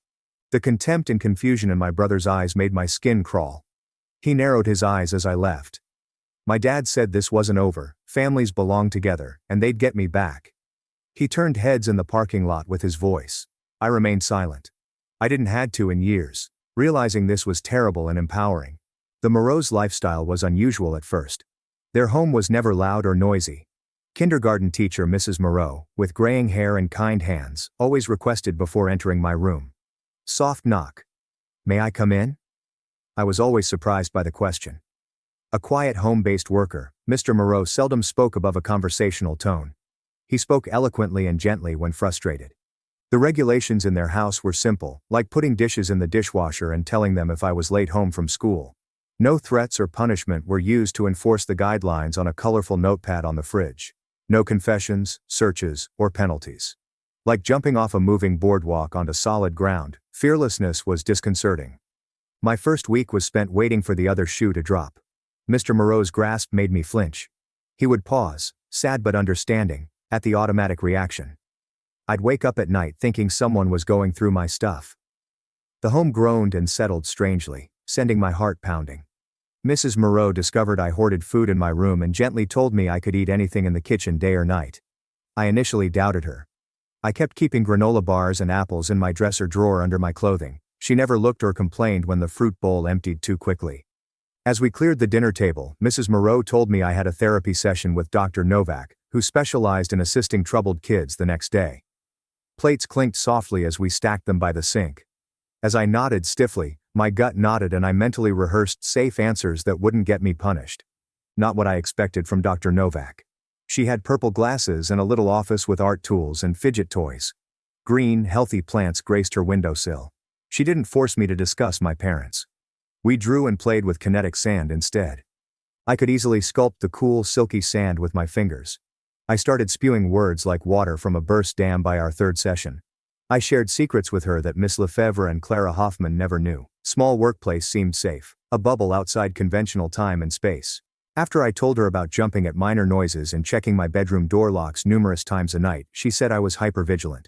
She said that it was my brain's attempt to protect me and made sense considering all I'd been through. Verification soothed the burn. For years I was told my feelings and perceptions were wrong. Was wrong. Having someone say my reactions made sense was almost overwhelming. I cried relief rather than despair in her office that day. School was difficult. The hallways were noisy, packed, and unexpected. High schoolers learned quickly about my family's situation. Some avoided me like trauma was contagious. When I approached, they crossed the hallway. Others' intrusive questions made me cringe. Did your father hit you? Why didn't you flee? Curiosity seemed like another offense. Some were kind, like my English teacher, Miss Steiner, who allowed me eat lunch in her classroom when the cafeteria was hectic. The calm area with bookcases and posters became a refuge. Take all the time you need, she said, grading papers at her desk while I ate my lunch quietly. The notes appeared in my locker. Folded paper on my books would appear when the metal door opened. The first read, "Liar." It was written in all caps and indented on the page. With shaky hands I crumpled and flung it aside. I loaded the hallway trash can despite its overflow. Another emerged the next day. You make them weep to sleep. I immediately recognized my brother's writing. He had prominent Y and G loops, a pattern I'd seen on many homework papers and notes. Clara Hoffman informed the school of the notes. They couldn't see who left in security footage. My sibling was too brilliant. He always knew how to hurt without being detected. When I was going home from school one afternoon, a car halted beside me. Matching my pace, the engine hummed quietly. My mother drove and my brother sat beside. Electricity whirred her window down. She pleaded with me to come home through the open window, her voice breaking, insisting they had changed. With tears she said, "We miss you so much. Please speak to us." I kept going, eyes forward, heart racing. The walkway seemed interminable ahead, and each stride was hard. My brother raged that I was pulling the family apart and asked whether I wanted that. No longer concerned, his face was red with anger. "You're destroying everything," yelled, his voice breaking. I ran till I reached the Moreau's house. Sprinting hurt my lungs and legs. Gasping, I ran through the door to tell Mr. Moreau what occurred. His immediate call to Clara Hoffman added the incident to her expanding dossier and reminded my parents about the restraining order. "This is serious," she said on the phone. "Next offense will have repercussions." That night, mysterious numbers sent me dozens of texts. I kept getting notifications on my phone. Some pretended to be worried classmates asking, "Is everything okay?" People say weird things about your family. Others wrote, "My parents were devastated and asked how you could lie so badly. You make your mom cry daily. How can you hurt your own family?" I know my brother did it. He was always skilled at influencing people and building alliances. The thought of him sitting someplace planning this campaign against me made me nauseous. Mrs. Moreau helped me change my number the next day after seeing the messages. The phone store was clean and salesmen moved quickly to help us escape the abuse. Clara Hoffman visited 2 months into my stay with the Moreaus to inform me that my parents were attending court-mandated parenting classes and therapy and asking for supervised visits. She opened a manila folder at the kitchen table. When I requested to see them, my hands froze. Returning to their company made my gut clench.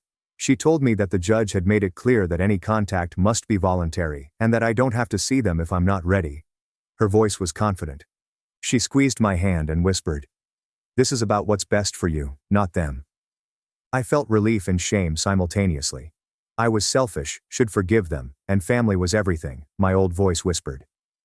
Dr. Novak said my feelings were normal, healing wasn't linear, and I didn't owe my abusers anything, not even forgiveness. "Healing is your journey," she said in our next session. "You choose what that looks like and how fast it goes."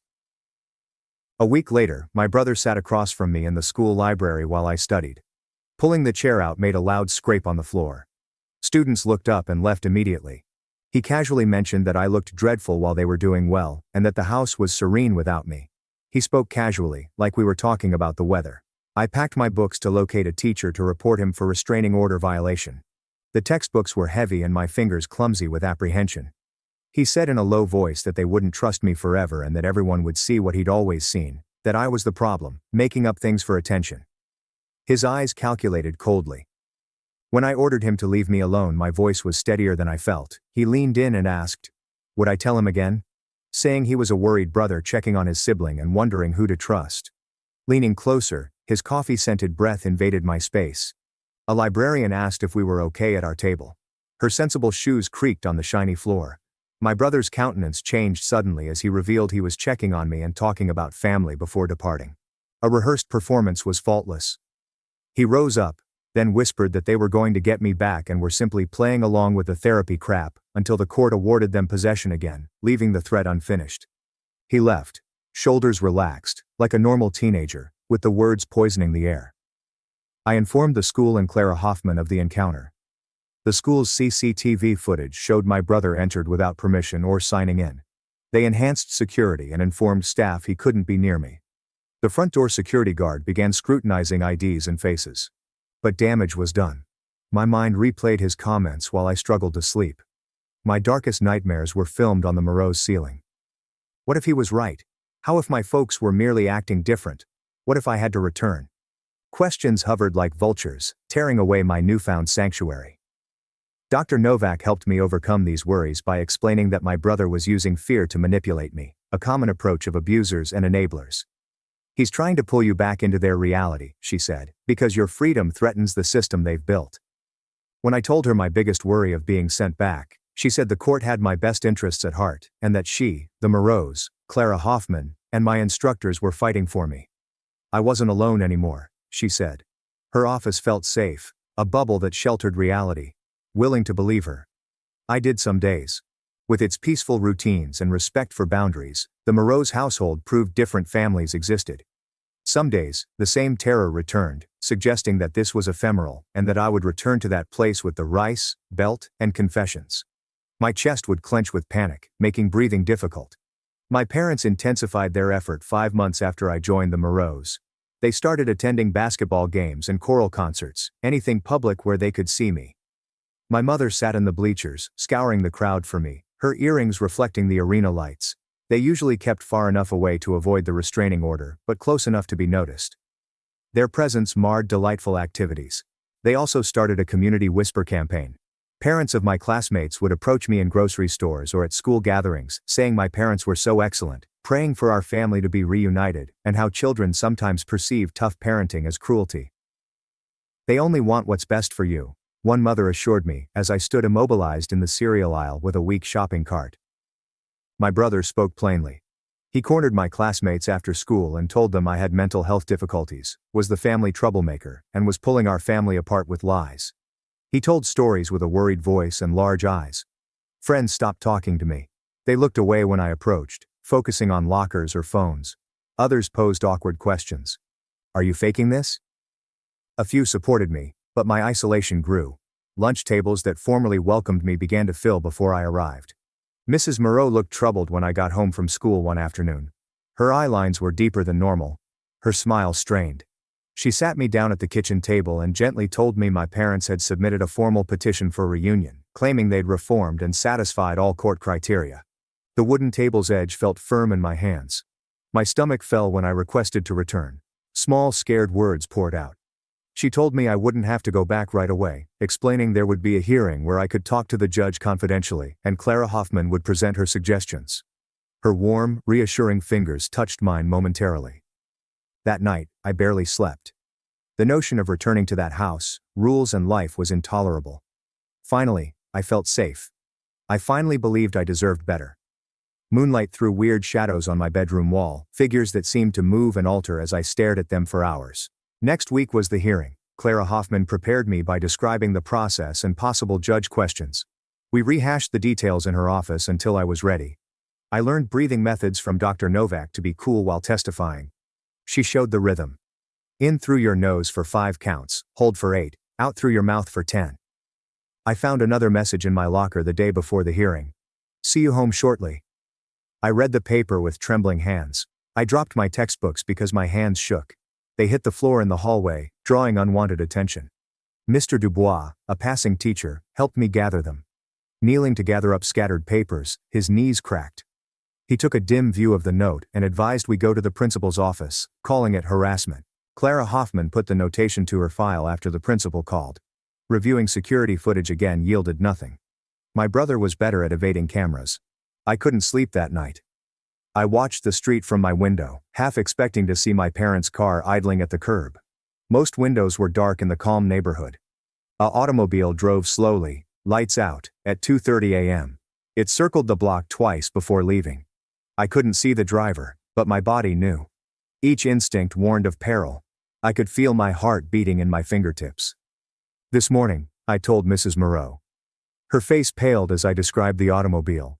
She reported it to the police, who said they couldn't do much without proof it was my parents. They promised more neighborhood patrols. As the cop made the request, his radio pulsed with codes I didn't understand. The hearing day arrived. Mrs. Moreau purchased me a basic top and jeans that fit, unlike my parents' too small things. Soft cloth didn't scratch or bind my skin. My hands trembled as we entered the courthouse. Cold stone and echoing passageways made the building even more intimidating. My parents and lawyer were already there. My mother's cheekbones were sharp after losing weight, making her eyes look bigger. More gray than I remembered in my father's hair. When I entered, they both looked up with parental worry and love. The mirror and therapist practice performance was flawless. My brother sat behind them, expressionless. He watched me walk to my seat, cold and calculated. Focusing on the judge's bench's glossy wood, I looked forward. Older woman Judge Marenko opened the proceedings. The sound of her gavel made me uneasy. My parents' lawyer began by explaining their remarkable efforts to meet court concerns.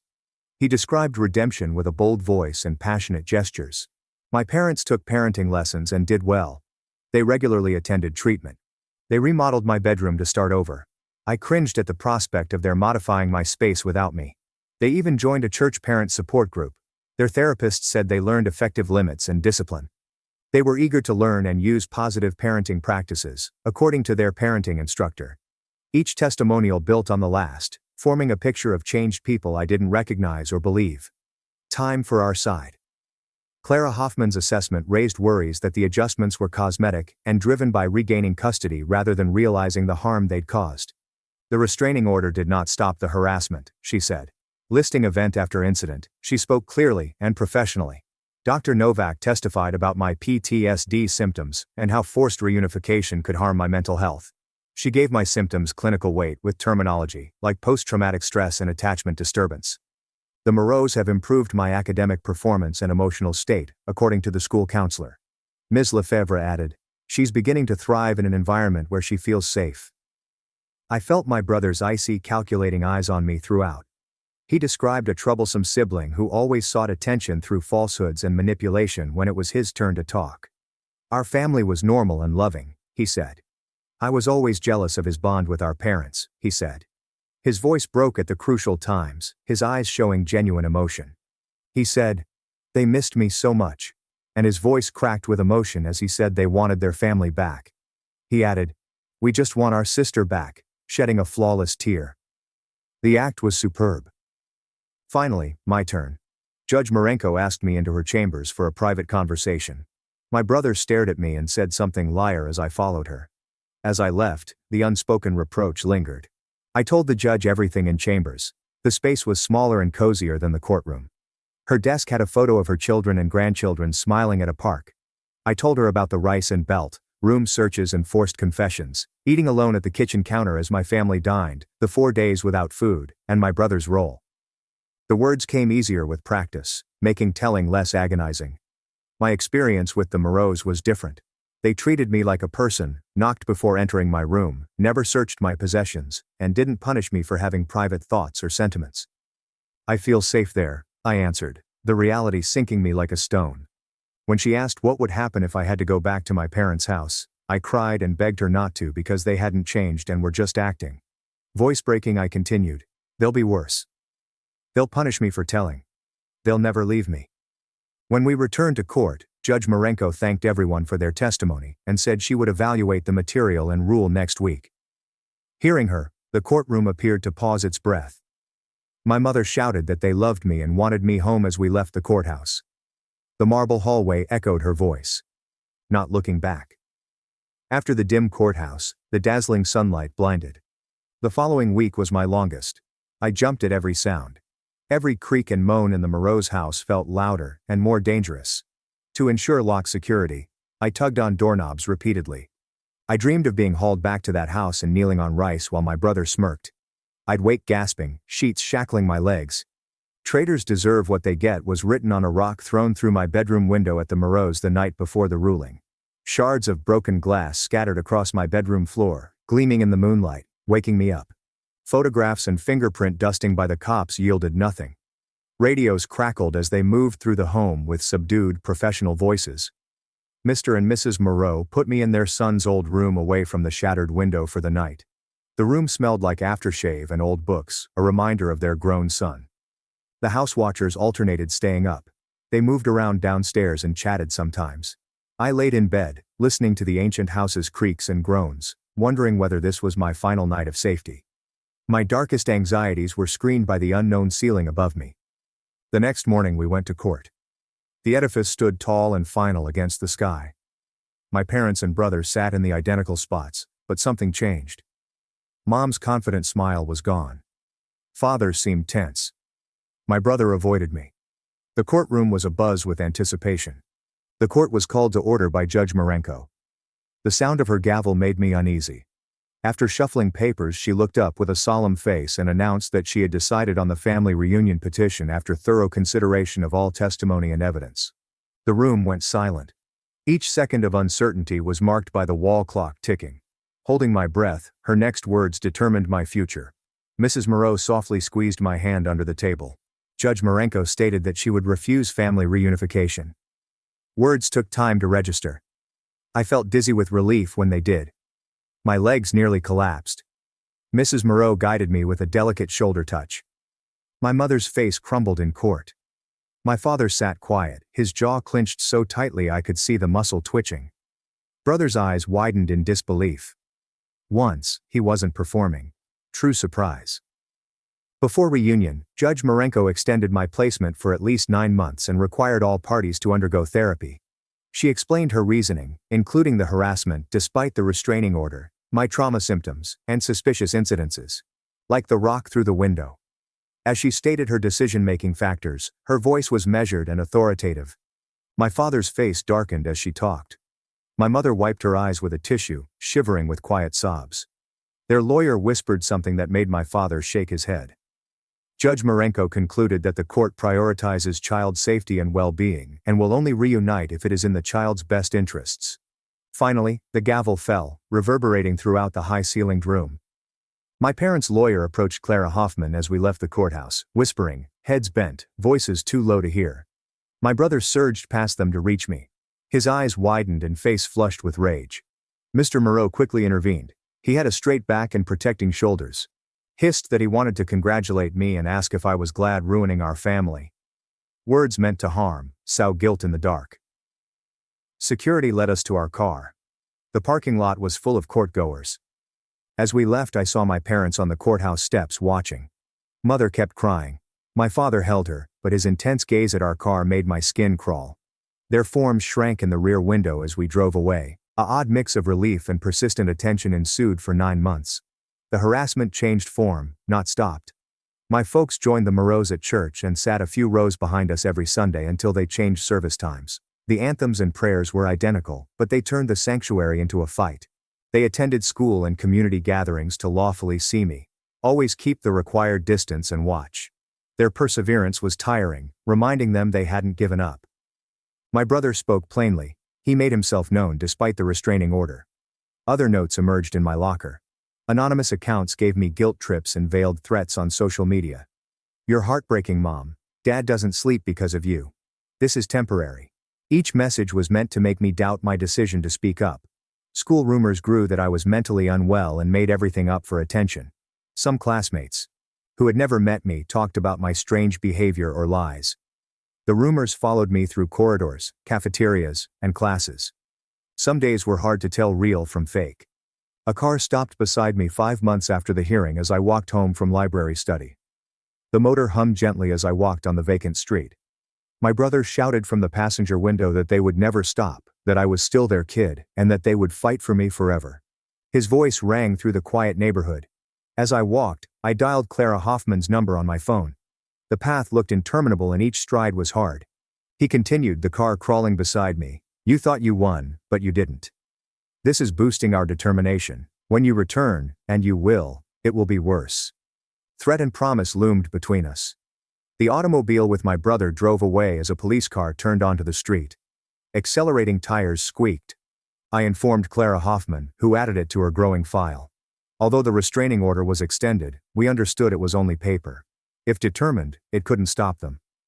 In our next appointment, Dr. Novak explained that they were escalating because they were losing control, and that every day I spent away from them, getting stronger and more independent, threatened their authority over me. She leaned forward in her chair, saying, "Your freedom is what scares them most." Dr. Novak acknowledged my concern that they would never stop and that I would spend my life looking over my shoulder, but he reminded me that I had support and people who believed me. At dinner with the Moreaus, I pushed food around my plate to get the nerve to express the question that had been bothering me. The warm dining room smelled like roast chicken and herbs. Suddenly, I asked what would happen when I turned 19 and if I had to return. I had been harboring the question for weeks, increasing it daily. After setting down her fork, Mrs. Moreau promised me I would not have to go back and could choose where I lived and who I was with at 19. Her voice was uncompromising.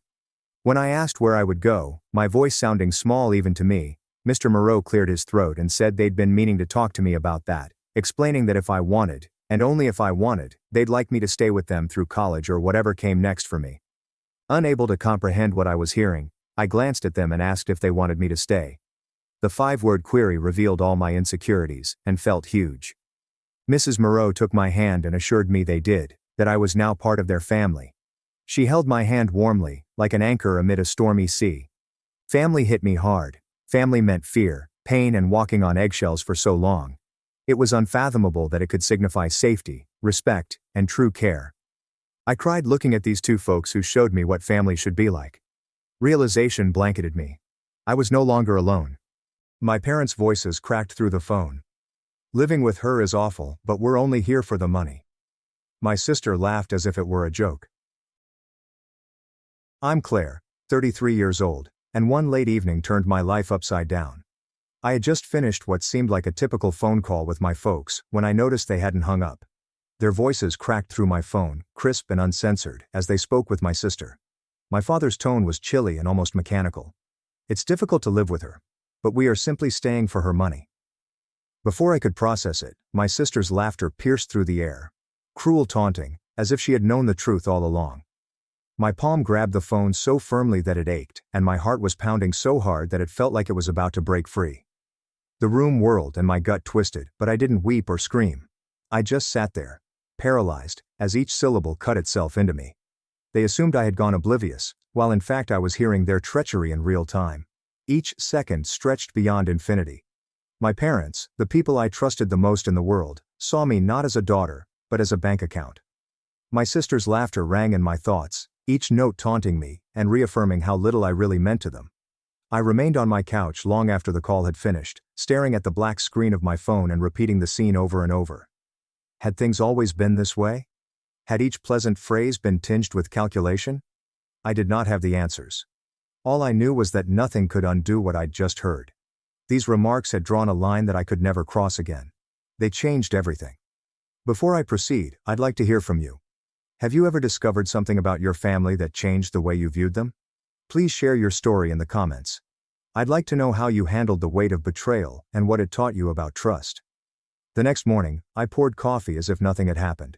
The kitchen smelled like toast and bacon, like it always did, but every motion seemed like I was acting in an unrehearsed performance. I placed plates on the table, flipped pancakes and wiped off counters, my hands steady despite the storm in my thoughts. I needed to keep it together.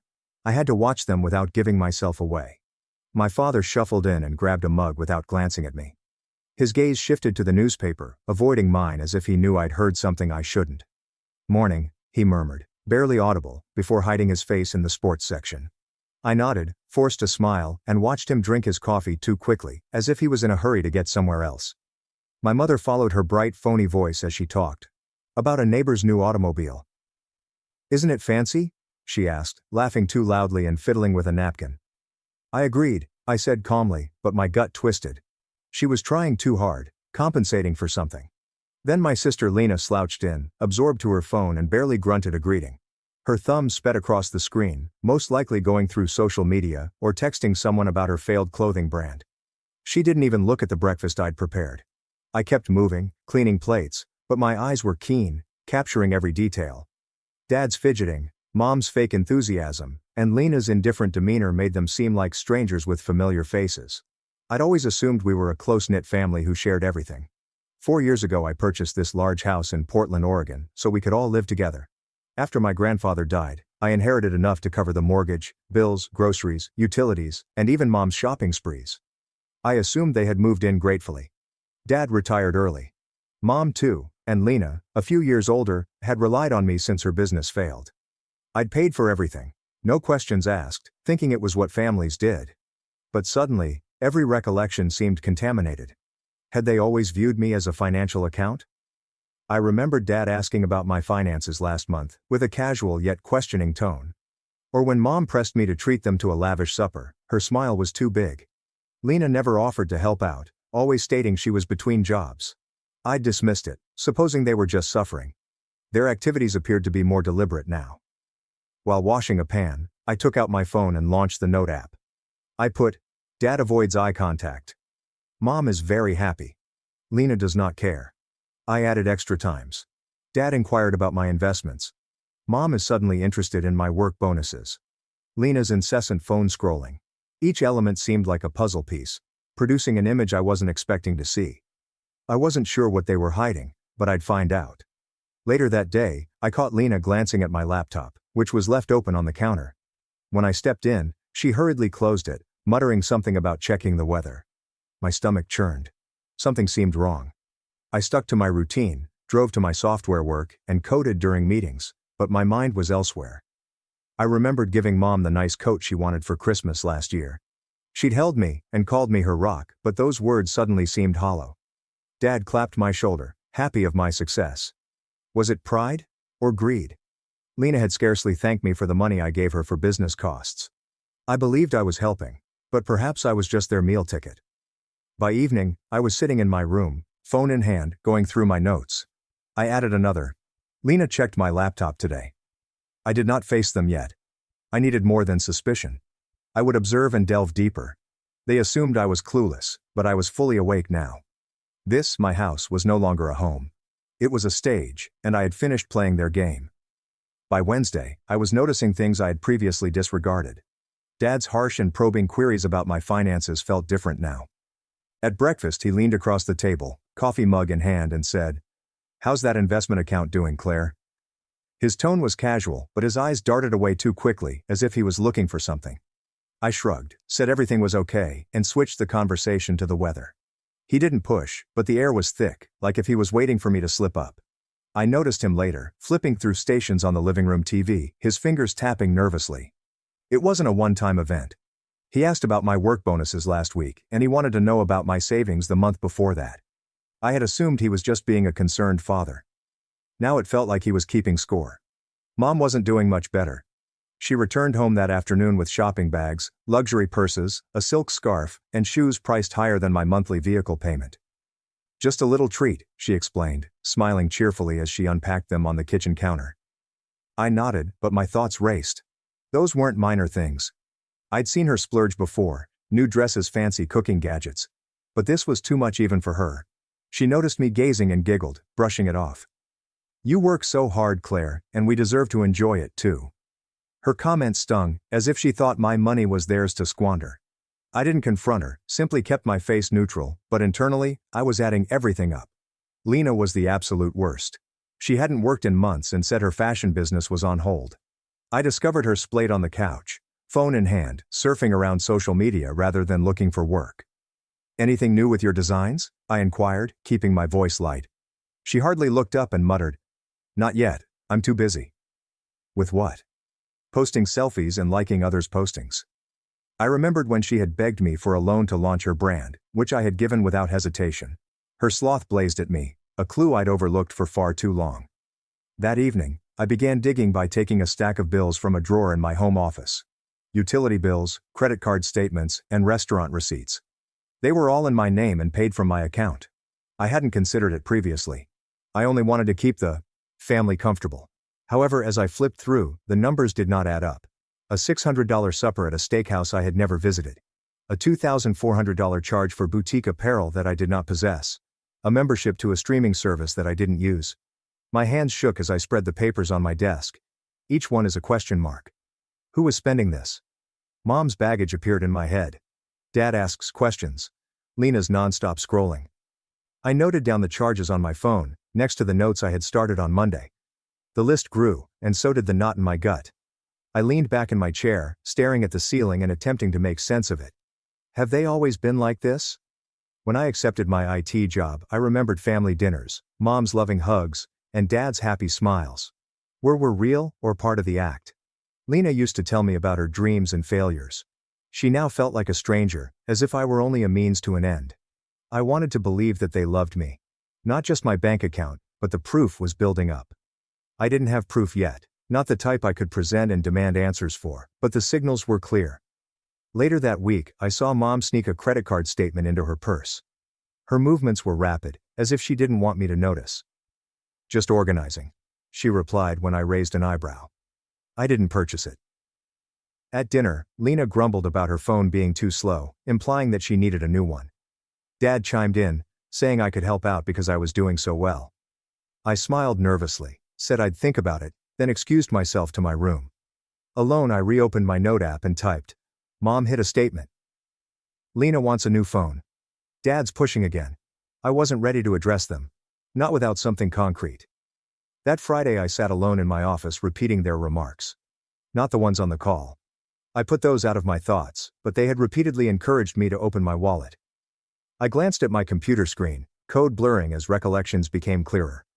Last summer, Mom insisted on a family vacation to the Smoky Mountains, claiming it would be beneficial to us. I had paid for the cabin, food, and even gas, while she grinned and termed it bonding. Dad had urged me to pay for their car repairs, claiming they were short on funds. I had given out thousands of dollars, thinking I was helping. Lena was the most daring, always asking for just a little to keep her fashion fantasies alive. I supported her website, fabric orders, and marketing. None of it ever worked out. Each memory seemed like a brick, forming a barrier between the family I imagined I had and the actuality. I couldn't remain in that workplace, surrounded by lines of code that made more sense than my life. I got my jacket and headed to a downtown coffee shop where I'd planned to meet my buddy Maya. She was already there, sipping a cappuccino, with her laptop open to a graphic design job. I slid into the seat, and before I could stop myself, the story came out. The call? My parents' betrayal, and Lena's nasty laugh. Maya's eyes flared and then softened. "Claire? That's awful," she replied, grabbing for my hand. "You don't deserve that." Her voice was steady and grounded me. She didn't sugarcoat it, simply listened and leaned forward. "You're smart. Don't let them play you. Get the facts. Protect yourself." I nodded, her words breaking through the fog in my thoughts. She did not try to make me feel better or pretend it was not serious. She simply provided me clarity. I left the coffee shop feeling lighter and able to breathe again. Driving home, I began to tear apart old memories that had been buried under the weight of familial allegiance. Growing up, Mom and Dad had always prioritized Lena. They paid for her art lessons, despite the fact that we were struggling financially. When I started college, they barely celebrated because they were too busy bailing out Lena from a failed modeling job. I had pushed my way through school by coding late at night while Lena partied, relying on their support. I believed I had moved on from that mindset. Buying a property in Portland, Oregon indicated we were now equals. But the more I remembered, the clearer everything got. They had always seen her as the star, and me as the safety net. It wasn't love that motivated their choices. It was all about convenience. As I pulled into the driveway, my determination hardened. I wanted answers, not just suspicions. Back in my home office, I opened my laptop and logged into my bank account. I had reviewed bills previously, but this time I would go further. Every transaction, transfer, and withdrawal, my fingers flew over the keyboard as I retrieved statements from the previous 8 months. I didn't know what I'd uncover, but I knew it wouldn't be just hazy receipts. If they were utilizing me, there would be a trail. Dad's questioning regarding my assets, Mom's shopping bags, and Lena's constant excuses were not random. I created a new note on my phone and labeled it, "Proof." Over the weekend, I accessed my bank account. My home office was quiet, with the only sound coming from my laptop when I opened the financial dashboard I'd been ignoring for far too long. I'd been paying for everything: house electricity, Mom's shopping, Lena's dreams. But I'd never really looked into where the money went. Now I clicked through the transactions, my heart sinking with each one. There they were, dozens of transfers from my funds to an account I didn't recognize. Thousands of dollars were delivered in installments over months, branded consulting fees or miscellaneous. I double-checked the date. Some matched times when Lena had offered new concepts for her clothesline. Others lined up for Mom's treats. My parents had access to my secondary account to cover household expenditures. But this was different. They had not asked or said anything. I scrolled on, my fingers trembling. A $5,000 transfer was made last month, followed by another $3,000 2 weeks ago. I accessed the account information and discovered the receiver, a company registered in Lena's name. My sister's unsuccessful fashion venture, which she said was almost set to restart, was being funded with my money. I leaned back as the truth struck me like a slap. They weren't just squandering, they were funneling my inheritance to support her fanciful ambition. I felt ill, deceived, and needed to hear it from them. On Sunday morning, I discovered Mom in the kitchen, chopping veggies for lunch. I kept my voice steady and conversational. "Hey Mom. I was looking at some bank statements. I saw some big transfers. Do you know anything about them?" She hesitated, knife poised over a carrot, then grinned too fast. "Oh, just some gifts for Lena, to help her get back on her feet." Her gaze did not reach mine, instead darting to the counter. "Gifts?" I asked, coming closer. "Thousands of dollars without asking me?" She chuckled with a tense edge. "Claire, don't make a big deal. It's family, and we share, right?" Her words were light, but they felt like a dodge. A cozy lie. I nodded, seeming to let it go, but my thoughts were racing. She was hiding something, and I wasn't buying it anymore. I haven't confronted Dad or Lena yet. I had to make certain to defend what was mine. That afternoon, I traveled to a nearby bank office in Portland, Oregon. The teller, a friendly woman wearing spectacles, guided me through the process of opening a new savings account that only I could access. I sat in her office, signing documents, my phone ringing with a text message from Lena. "Can we talk about my next collection?" I ignored it, concentrating on the paperwork. Back at home, I logged in again and deposited half of my inheritance, 6 figures from my grandfather's estate, to the new account. It felt like reclaiming a part of me. I changed the passwords on my other accounts and locked my parents out of the secondary one. They'd notice quickly, but I'd be prepared. On Sunday night, I sat at my workstation, marveling at the new account balance. The transfers to Lena's business were not simply thoughtless. They were premeditated, a betrayal orchestrated behind my back. Mom's deception about the gifts proved it. I recalled all the times I had trusted them, paid over money, and believed we were a team. Now I've seen the truth. They had taken advantage of me, and Lena was complicit. My determination hardened. I wasn't simply safeguarding my money. I was defending myself. I opened my note app and added one last entry. Mom lied about the transfers. They're stealing. I didn't know how I'd confront them, but I knew I would. Soon. Sunday supper began normally, until I spoke up. The dining room smelled like roasted chicken, and plates clinked as Mom passed the mashed potatoes. Dad cut the steak with his knife steady, while Lena read through her phone, scarcely touching her food. I sat across from them, my fork laying on my plate and my heart beating. I'd been planning this all day, mentally rehearsing the words, evidence, transfers, lying. Hidden statements were stacked in my head like a deck of cards. I couldn't eat or pretend anymore. I placed down my napkin, took a deep breath, and continued. "I heard your call last week. You did not hang up, and I know what you really think of me." Silence struck the table like a hammer. Dad's knife halted in the middle of a slice. Mom's smile froze, and Lena's phone fell to her lap. "What are you talking about?" Mom inquired, her voice raised and trembling. And I fixed my gaze on hers. "You said living with me is awful. But you're staying for my money." Lena laughed as though it were a joke. Dad coughed and laid his knife down. "It was just talk, sweetheart," he explained, his tone overly mild, as if he were calming a child. "We didn't mean it." Mom swiftly nodded. "We were joking, Claire. You know we love you." Their statement seemed prepared and hollow, like lines from a lousy script. I turned to Lena and waited. She gazed at her plate before laughing sharply and dismissively. "You're blowing this out of proportion," she remarked, rolling her eyes. That laugh, that sneer, was the same as over the phone, and it made my blood boil. I pushed my chair back, stood, and joked. "Then explain the thousands you transferred to Lena's business without asking me." Mom's face turned pale, and Dad's jaw tightened. "That was for the family," Mom mumbled. "We thought you'd want to help." I cut her off. "Help? You lied, Mom. You called it a gift when I asked. I trusted you, all of you, and you've been using me." Lena grumbled and crossed her arms. "You're so controlling, Claire. Always acting like you're above us." Her comments stung, but I wasn't done. I got out my phone, launched a social media app and displayed a screenshot. "Controlling like this post. Lena described me as a stingy control freak who hoards her money. I discovered it that morning, a public post on her page slamming me to her followers. Mom gave a gasp. Dad turned away and Lena's smirk disappeared. I tossed the phone on the table, the screenshot staring back at them. I saw the transfers. The lies. The post. I'm done being your bank.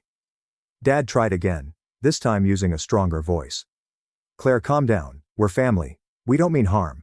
But I was done calming down. Family doesn't steal. Family doesn't mock you behind your back. I glanced at each of them. Dad's guilty stare, Mom's shaking hands, and Lena's indignant expression. I want you out of my house, all of you, by tomorrow. Mom's fork clattered onto her dish.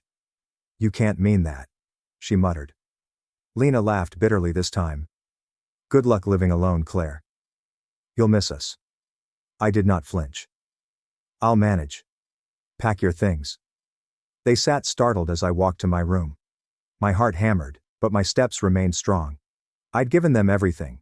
My home, my money, my trust, and they'd thrown it back at me. Lena's article was the final straw, proving she never saw me as a sister, only as a resource. I locked the door, sat on my bed, and opened my note app. I typed, "They're leaving. I'm free." The house was still mine, and I'd keep it that way. They may attempt to negotiate their way out, but I had had it. Monday morning, the house seemed deserted. The dining room table, where I confronted them last night, remained bare. No plates, no voices. My father, mother, and Lena had packed their belongings and left by daybreak, wheeling their luggage out the door, while I remained in my bed, avoiding goodbyes. I moved through the living room, observing the spaces. Mom's favorite throw blanket is gone. Dad's reading glasses are vanished from the coffee table. Lena's charger is no longer twisted on the couch. They'd moved to a modest rental apartment across Portland, which I'd overheard Mom say to a friend on the phone while loading the car. The silence in the home was deafening, but it also provided a peculiar sense of relief, as if I had dropped a weight I had carried for far too long. As I was making coffee, my phone buzzed. Mom texted, "Claire, we're sorry.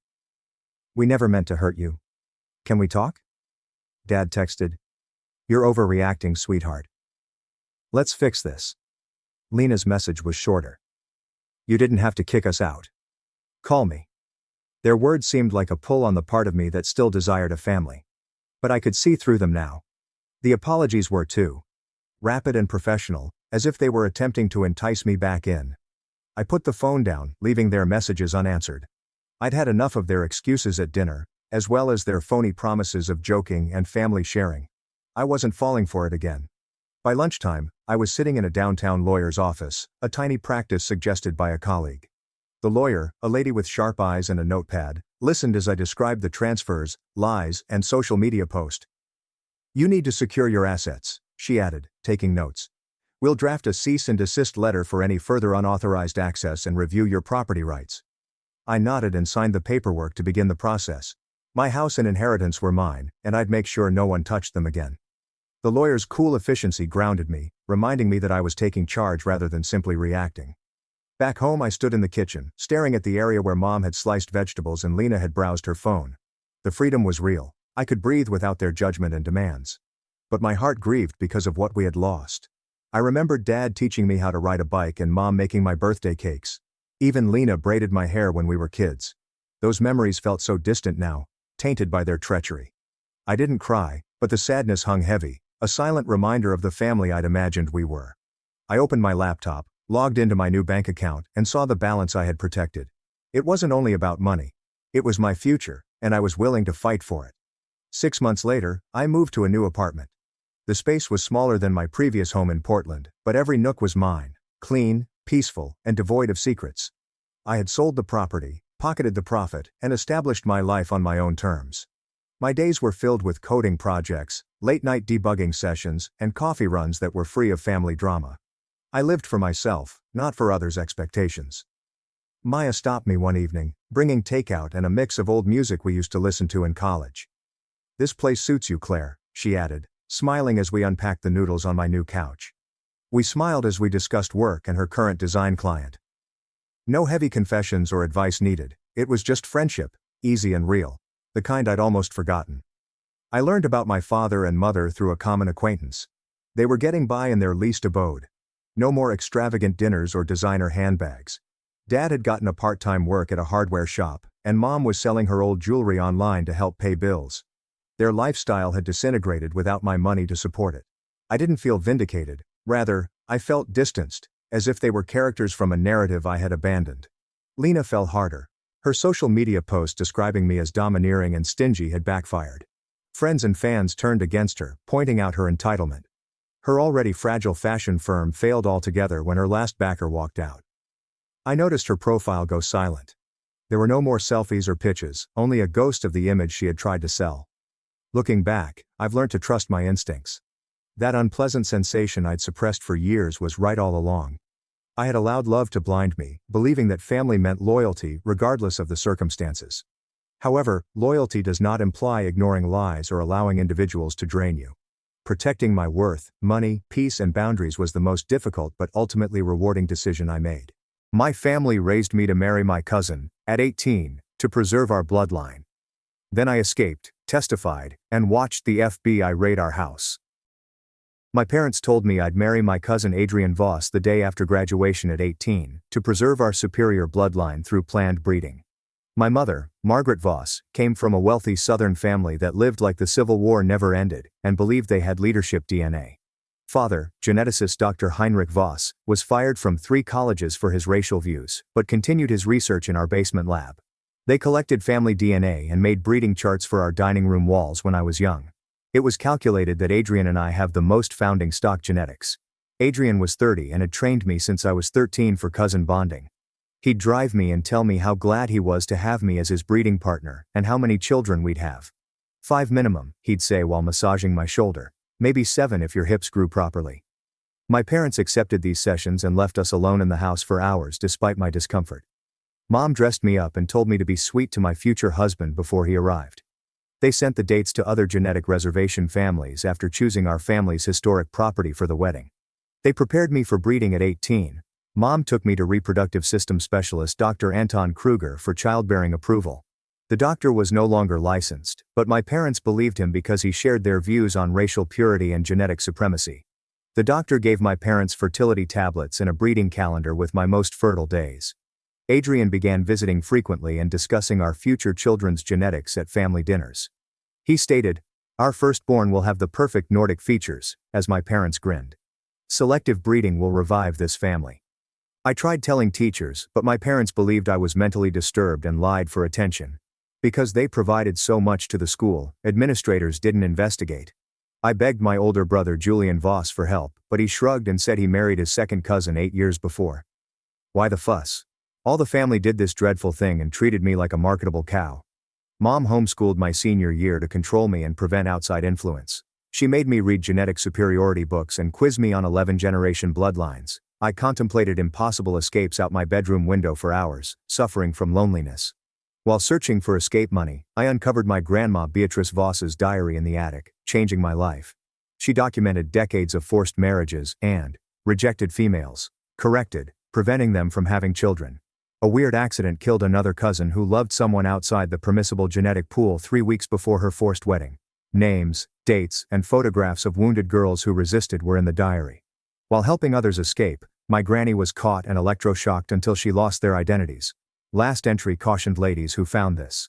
They will kill you before infecting lineage. Each page revealed more horror about my family's breeding scheme and wicked past. I reached one of the escaping cousins, Ingrid Voss, using a diary code and learned of an underground network that helped our family girls. She thought 9 years of masking her identity were worth being observed. Adrian's next visit, as my parents were preparing for the wedding, she took me up. The simple method, which needed precise timing, took days to memorize. They found the diary and escape plan. Adrian arrived that day with others. Medical equipment and his 2 relatives froze my blood. Dad stated the wedding was moved to tonight because I was unstable. Mum locked the doors. Dad removed leather handcuffs from a medical bag and said, "We'll do the ceremony first." Adrian smiled at me as he prepared a syringe for an IV drip. "Don't worry, cousin," he whispered. "The sedatives will make you more cooperative for breeding." 4 males blocked every exit as I backed against the wall. Mom held me when Adrian inserted the needle. He said, "Just a little prick. And then you'll be mine forever." I kneeled on Adrian's groin before my thoughts could catch up. He dropped the syringe and collapsed, moaning, as I escaped Mom and grabbed the diary. Dad charged me, but I dodged his arms and climbed the stairs 2 at a time. Mom shouted for my cousins to save me as Adrian groaned on the floor. As footsteps rose, I shut the upstairs bathroom door and wedged a chair under the latch. Dad ordered someone to get his garage tools as their weight rocked the door. My palms shook as I typed Elena Weiss's emergency number with our agreed-upon message on my phone. My practice run split the bathroom window, so I pushed it wide. I squeezed through the window frame and while Dad worked on the door hinges, dropped onto the garage roof after climbing the toilet and sink counter. Despite injuring my ankle, I leaped off the garden shed roof. The bathroom door broke above me, and Adrian shouted that I was in the garden. After years of solo exploration, I ran toward the tree line, knowing every path and hiding location. I followed the creek track into the dark woods because I knew it. Elena said she'd be at the old bridge in 6 minutes on my phone as flashlight lights cut through the darkness behind me. I knew this was my only opportunity, but each step tortured my. I have 3 aunts who tried to run away but were caught, and twisted ankle. Seeing the bridge without a car was alarming. Dad's truck's headlights appeared after branches cracked, not Elena's gray Honda. As he slowly drove past, lighting the trees, I held my breath behind the concrete bridge support. Adrian was directing the search pattern on his CB radio and telling someone to investigate the gas station down the road. I froze for another minute until spotting headlights from the other direction after the vehicle passed. Elena's gray Honda pulled up, and I hurried from my hiding place, leaping in through the back door. Before I secured the door, she gasped and we passed Dad's truck returning to the bridge. As our automobiles passed within feet, I lay flat in the back seat, frightened to breathe. Elena drove steadily for 10 minutes before letting me sit up. When we stopped at a truck stop 3 hours later, I shut myself in a toilet stall to read Grandmother Beatrice's diary again. Although the safe house sheets were moist, I read 4 states' addresses. Elena gently knocked, suggesting we relocate, and I recalled I left my phone in her car. Despite my ankle swelling in my shoe and severe leg discomfort, I followed her back to the Honda. As the mountains disappeared, she drove into the darkness discussing network rules. She said, "No contact with anyone from our past for 6 months minimum while they build a legal case. The safe residence will contain fresh IDs and a similar case lawyer. They knew how to hide us and have helped many girls escape households like mine." As the familiar countryside faded, I realized I would never return. Elena called while I ate scrambled eggs at a diner 3 states away the next morning. TV over the counter aired local news without mentioning a missing girl. I wondered if my family phoned the police or handled things internally, as Grandmother's diary suggested. Elena answered network calls outside because her phone rang often. She returned with a tense look and stated they were starting emergency protocols. My family had police ties in other states, and the network caught roadblock discussion. Changing cars and taking a safer route was important. Why preserve so many records if the family is wrong? Their atrocities are chronicled in the grandmother's journals, wall breeding charts and DNA samples. The network was busy protecting 4 other girls who escaped similar situations this year. Elena paid the bill, and we found a blue car with the keys under the carpet in the parking lot. Elena claimed 6 years of freedom as a survivor. Woman who left it left. We left the Honda for someone to pick up after relocating my luggage and diary to the new car.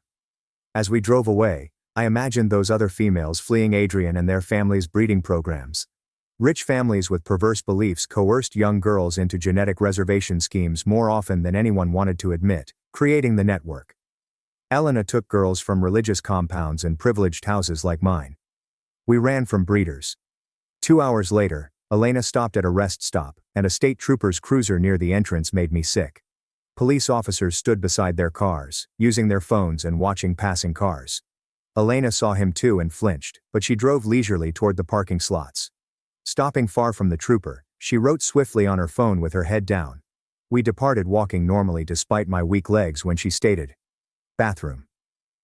Elena grabbed my arm and held me as the trooper approached Elena's car. In the women's room, she led me beyond the stalls to a maintenance-only door she opened without stopping. Elena pushed me toward a minivan key-holding woman while glancing at the front door. Greta Lindholm started the van as we sprinted across the back lot. Greta drove slowly as Elena stared behind us, relaxing after 10 minutes. Greta left her family 22 years ago when they tried to make her marry her uncle. She said her parents reported Elena as a cult member who kidnapped females. The news dubbed me a brainwashed victim, and my parents sobbed over their daughter on every channel. These families often presented escapees as insane, so no one believed us. I was in a little apartment 4 days later trying to recall my new name, Clara Moreau. The network's lawyer, who wouldn't reveal her name, gave me a stack of paper and told me to write everything. She advised me to jot down the breeding program details while they were fresh in my mind. I kept writing about Adrian, supplements, and doctor appointments after 20 pages, even though my fingers cramped. The lawyer handed me my missing news on her laptop. Mom wiped her eyes and Dad cried for my homecoming, recorded perfectly by the camera. They sympathized and branded me selfish and ungrateful for leaving wonderful parents. Nobody wondered why an 18-year-old would flee nice parents on TV. A critic said I was probably on drugs, and another said, kids today don't appreciate good families. The lawyer said this was usual for families like mine that controlled the story. Mom was hospitalized from stress, Julian claimed over the burner phone. He begged me to call to let them know I was alive since Mom might not. Elena grabbed the phone as I went for it and listened to Julian. He changed tone and said they could find me with or without help when I didn't respond. We packed within an hour after Elena hung up since a burner may track the call. Greta took us to another safe home and told me her story in simple terms. Her relatives pressured her to procreate with her mother's brother at 15 to maintain their bloodline. Her 32-year-old daughter continued the tradition after she fled after giving birth. Numerous accounts of girls and women who escaped and failed were broadcast. 1 week after my escape, I was at my fourth safe place, unable to sleep since every sound made me jump.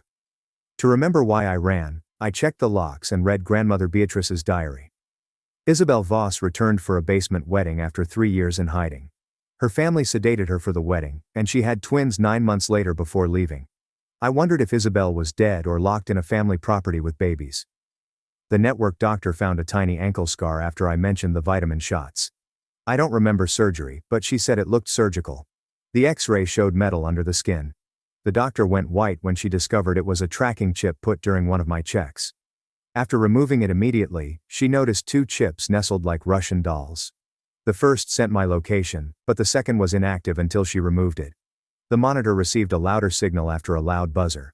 The doctor predicted 30 minutes till help arrived, and the network went into emergency mode. I became cold seeing Dad's pickup at an intersection while Elena drove quickly to safety. 2 family were in the back, watching cars at the red light with Adrian in the passenger seat. Elena hit a parking structure and the tires screamed as we climbed the hill. We ran toward the stairwell, echoing off the concrete walls, after she stopped. Elena slowed me down as we hurried from the stairwell to the main floor to escape suspicion. The bus terminal was 3 streets away, yet every person we passed made my heart accelerate. Elena peered behind us as I pulled my hood up and tried to pretend my hands weren't shaking. Mom called from a corner payphone while I waited for Dad's pickup. We sped toward the Greyhound sign after she hung up. I stayed close to Elena while she bought my ticket with cash at the crowded terminal with suitcases. My driver's license had my photo but a different name and birthday, making me 21. Gate 12's departure indicator showed my bus leaving in 10 minutes. Elena walked me to the gate, then stared. "Remember the codes I taught you," she continued. She grabbed my shoulder and ran to the parking lot. I spotted Elena enter a different car via the window while waiting behind an elderly woman with heavy luggage. The bus driver took my ticket without looking at me, and I sat in the back to watch everyone. I watched Elena's car travel north while my bus headed south, pressing my cheek against the cold pane. As more passengers boarded, I lowered my hood to look for familiar faces. My knapsack held Grandmother Beatrice's diary on my leg after the bus left. I was alone for the first time since that basement night 10 days into my escape. The highway loomed ahead, so I opened the journal to a marked page. I felt uneasy reading Isabel's description in Grandmother's shaky hand. After escaping in 1989, she worked at an Oregon cafe for 3 years before her brothers found her. Grandmother heard cellar moans for 3 weeks after pulling her back. Grandmother found bloody sheets on the fire pile when Isabel never returned. Grandmother's comment that Isabel was caught pregnant by a non-bloodline ended the entry. I closed the diary and watched the miles, vowing not to become Isabel. My following bus at the Tennessee transfer station took 4 hours. I sat in a corner to monitor both entrances because the station was smaller than expected. I froze when my cousin Leon Voss questioned drivers near the ticket booth an hour in. He probably exhibited my photo and took their answers. My burner phone from Elena was in my hand when I silently entered the lavatory and sealed myself in. I mumbled when the network contact answered the second ring. I was told to buy a ticket the other direction, make 2 stops, and return tomorrow on a different route. After 20 minutes, I left without complaint. Leon remained at the ticket booth but faced away from departure gates. I bought a Memphis ticket and boarded as Leon approached my gate. I watched him inspect the other bus's passengers through the window as my bus left. 4 days later, I reached the next safe home, a modest ranch with an American flag. Talk about unwelcome family reunions.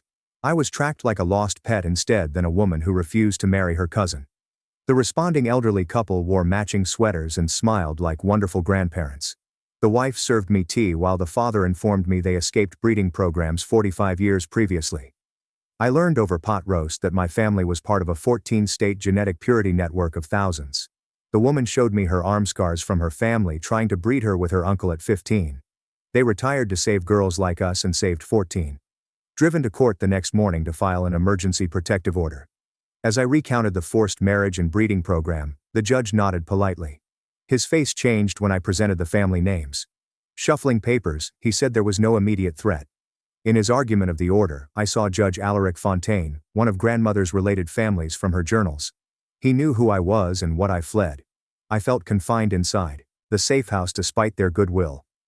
The old couple insisted I was safe 2 weeks after my escape. Yet it seemed wrong. I wanted water at 2 a.m. and heard kitchen voices. The phone man's voice made me creep down the passage and squeeze against the wall. "Yes, we have Clara," he muttered. "The real one. No runaways with that name. We'll gently bring her in tomorrow after she trusts us." My blood froze, and I quietly went to my chamber. They were bounty hunters returning runaways, not network members. I grabbed my diary and backpack, opened the window, and left in pajamas, sprinting toward the street without looking back. Flashlights illuminated the yard as the rear door opened behind me. I ran harder as porch lights came on, hitting the pavement. I heard dogs barking and car doors banging at the home and saw an unlocked car in a driveway. I threw open the door and dove into the back seat, covering myself with a forgotten jacket. The elderly couple and 3 men searched yards and garages with flashlights through the window. After they gave up after 2 hours of searching, I hid until daylight because my feet were bleeding and I had no shoes. I escaped and walked to a library opening. The librarian barely noticed me as I headed to the rear computers. After entering Elena's codes on the network's emergency portal, I looked up the elderly couple's names and saw their images on the interceptor list. They caught runaways for 15 years as helpful grandparents, so they assumed I was caught after 3 days off the real network. Later, I read more of Grandmother Beatrice's diary about the decades-old false network in a study room. Some girls came home, but others disappeared. Families sponsored both real and fake escapes to catch runners. No one knew who was real anymore. Despite my family's gifts, Ms. Annalisa Hartman, my sophomore year counselor, was worried about me. She once asked whether everything was okay at home, but I was too scared to tell her. I dialed with a shaking palm and her recognizable voice answered on the 3rd ring. "My God, is that you, Clara? Your classmates think you joined a cult. Your parents say you fled with a religious group." I exhaled carefully and told her everything. The sentences were fast, and I could hear her breathing alter. After a minute of silence, she said she was coming for me. I started to tell her it was hazardous, but she hung up with a car engine starting before the connection went dead. I barely recognized her with her black hair and new clothes when she arrived in a beat-up Honda at daybreak. After 2 hours, I noticed the black SUV always stayed 3 cars behind us in any lane. My heart raced for 3 weeks in that motel room while she drove 10 hours to her new teaching job. She looked in the mirror and turned her steering wheel knuckles white, but she calmly told me she'd been following my family since she saw bruises on my arms last year. She took photos and stored my essays about family life. Adrian's face appeared in the glass as Ms. Hartman took the exit toward the police station without signaling. Adrian followed us into the parking lot and got out of his car before we stopped. Inside the station, he played his worried cousin and told the desk sergeant I was mentally ill and Ms. Hartman was a predator grooming me online. He showed the desk sergeant a folder with 4 doctors' reports of persecution complex and false memory from childhood trauma. Inspector Diana Moretti examined the documents while Adrian said my parents wanted their sick daughter back for psychiatric care. Moretti noticed that the dates didn't match, and 2 of the signatures seemed identical despite being from different doctors. Adrian's cheerful face dropped when she said she needed to question us individually in separate rooms. My hands shook so much I couldn't hold the diary as I showed Moretti each page. She paled when she read about Officer Carl Reinhardt, who returned my cousin Clara Voss 3 times before she disappeared. Moretti put down the diary and called Carl to ask about 5-year-old payment records and typical families. She shouted before hanging up and told me her ex-partner had admitted to taking bribes to repatriate fugitive girls. She started an official investigation and told Adrian he wasn't transporting me while she notified state authorities about trafficking. Moretti had 2 cops take Adrian away while she secured protective custody. The women's refuge had bars on the windows and a security officer who checked everyone in, but I couldn't sleep the first night. I clutched the journal closer with every hallway stride and read my grandmother's final entry. Trust no one. Always have an exit. Moretti returned the next morning with federal agent Elise Dubois, a cult deprogramming and human trafficking expert. Dubois had seen similar breeding operations in other states, but my grandmother's diary was more detailed. She photographed and submitted every page as proof, revealing how medical specialists and law enforcement controlled these networks across state lines. Dubois put me with a verified foster family while they blamed my parents. No one supervised me, had me memorize bloodlines, or measured my hips for breeding. Madame Keller showed me a bedroom with actual windows and internal locks.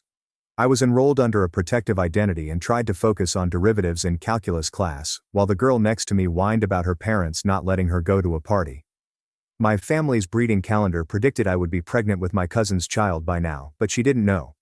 Luca Meyer asked if I wanted to go to homecoming because he thought my life was normal. One afternoon, Julian stood across the street from school, watching me walk to the bus.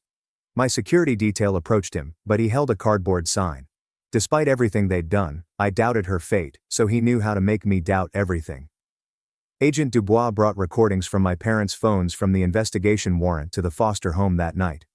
Dad was talking about retrieving their breeding stock, me, and Adrian was explaining the basement protocol for forced insemination. Ms. Hartman dyed her hair black and changed her style to help me. How did she know to conceal herself before picking me up? 3 days later, Dubois called me at the foster home to report the FBI raid results, which included sedatives, leather restraints, and breeding calendars for 12 girls in their network in my parents' basement. 3 pregnant teenagers said they were there freely, but Dubois saw Stockholm Syndrome in all of them. When they discovered how many families were involved in this breeding enterprise, the investigation expanded beyond my situation. I watched the news in the Kellers' living room as my parents protested religious persecution outside the courts. Mom lamented government overreach destroying European families, while Dad told reporters they were targeted for their traditional views. These senators supported them on TV, calling it an attack on religious freedom and parental rights. I realized how powerful this network was when protesters outside the courts held signs supporting family rights and traditional marriage. 7 weeks after my escape, Mrs. Keller taught me how to cook normal dinners without genetic optimization rules. As we made spaghetti, I explained how every meal at home had exact protein ratios and fertility-boosting vitamins to boost offspring production. Like Mom, she listened without judgment and gave seconds without calculating calories or asking about my reproductive health. Elena informed me through Dubois that she was preparing a case with 20 other network escapees to testify together. 2 girls recanted due to family pressure, and another fled last week. Generations of wealth and legal ties gave the network's lawyers infinite power. My deposition was next month after the Kellers' garage was spray-painted liar and all the front windows were damaged. A note in the mailbox threatened worse if I testified against my family and their sacred customs. I couldn't let the Kellers suffer for wanting to foster me, so I begged Dubois for another placement. I met Sophie Lindholm, who had fled 6 years earlier and was hiding in a guarded location with other witnesses. Sophie showed me abdominal scars from her corrective treatment after rejecting her arranged marriage at 16. They tried to remove her ovaries to prevent bloodline contamination, but she escaped mid-surgery while bleeding. 2 months after my escape, I had insomnia and obsessively checked facility locks at night. I refused the therapist's anxiety medication because I remembered my parents' fertility-disrupting supplements. I read Grandmother Beatrice's diary often, finding comfort in knowing someone else had survived and helped others escape. Adrian was released from attempted kidnapping and conspiracy charges within hours using religious freedom monies. He appeared on TV in a clean suit and claimed to be freeing me from indoctrinated sex traffickers. A supervised Keller's phone call made peculiar clicking sounds. According to financial data Dubois found, the breeding network placed judges, police chiefs, doctors, and politicians in many states. The FBI found my calls were traced despite security safeguards, indicating law enforcement was informing families. I had 2 hours to collect my few items and say goodbye to Sophie. 3 weeks later, Dubois drove me to the federal courthouse in a bulletproof SUV with 2 other agents. Metal detectors at every entry and guards checking ID twice made the building look like a concrete fortress. Dubois took me through the basement parking garage and up a special elevator, telling me Adrian would watch in the gallery. When we entered the courtroom and saw him in the third row, wearing his nicest suit and staring at me, my hands started shaking. Adrian watched me as the prosecutor took me to the witness stand to swear on a Bible to confess. Adrian shook his head when I told them about the sedatives he brought to make me cooperate. I described genetic computations and ideal mating schedules on our dining room walls to the grand jury, who took notes. My voice trembled when I mentioned finding grandmother Beatrice's diary and my aborted escape plot when caught. After 3 hours of testimony, Dubois brought me back through the tunnels to avoid reporters. She said Julian was arrested that morning for trying to bribe a federal official with €600,000 for my location from an offshore account linked to dozens of genetic reservation families in 14 states. Federal authorities tracked every transaction and froze accounts while making hourly arrests. I shared my story with 3 other girls who had left similar families at the witness facility in the common area. Teresa Falk joked about making t-shirts that said, "I survived a breeding cult," making us laugh for the first time in months. After comparing medical exams and breeding patterns, we found our family used the same unlicensed doctors. Teresa fled to a homeless shelter when her family tried to breed her with her uncle when she was 16. Another girl showed us scars from her father branding her with a family crest to identify her as breeding property. We laughed at horrifying events while eating microwave popcorn late at night. 4 months after my escape, Mom cried on a conservative talk show while showing my infant photos and telling the host the government took her daughter. She wore her nicest church dress and held a tissue. The host criticized traditional families and religious freedom. Counter-protesters surrounded the witness facility with my school photo placards demanding my return to my family the next morning. Security deployed guards and cameras everywhere, but the crowd grew larger and angrier each day. Seeing freedom through bulletproof windows made the walls feel like another jail. Dubois arrived that afternoon with paperwork linking my family to 6 unusual deaths over 40 years. 3 names from grandmother Beatrice's notebook stood out, including a cousin who fell below the week before her escape. When examined together, the patterns were clear, with similar injuries and illogical timings. Dubois warned me that having the FBI exhume bodies for more autopsies could endanger my family. That night, a black car idling outside the facility ran for hours, and tinted windows obscured whoever was inside. Security said they couldn't do anything unless someone left or threatened, but we knew who. Sophie gently evacuated the emergency exit and into a waiting black SUV during a fire practice 2 days later. Security footage showed her glancing at the camera before entering, as if to suggest it was her choice. 2 days later, Sophie's family released a video of her sitting in her childhood bedroom, saying feminists brainwashed her. She repeated her lines about wanting to go home with hollow eyes, like they'd poisoned her. The prosecutor called an emergency meeting to warn me that Sophie's recantation could ruin our case. 3 more witnesses refused to testify or return FBI calls after family contact. Defense counsel claimed a government scheme to undermine religious families retaining their traditions.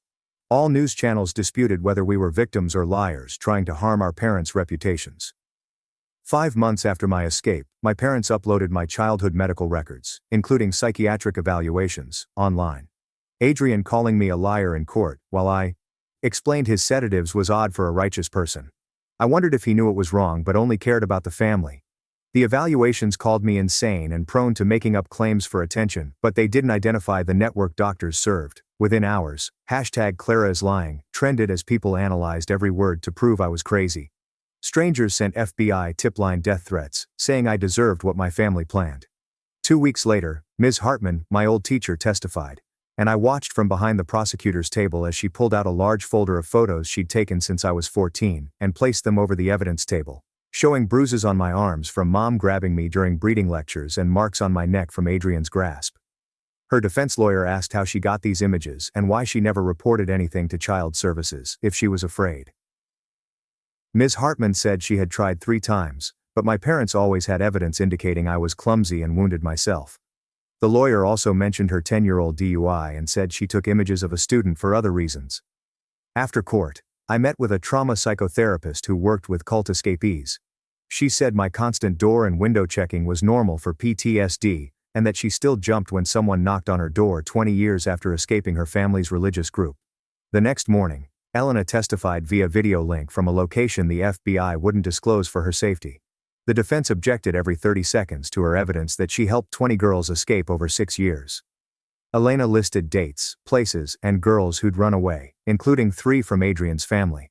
She showed recordings she'd made for years of network members discussing breeding programs on her phone.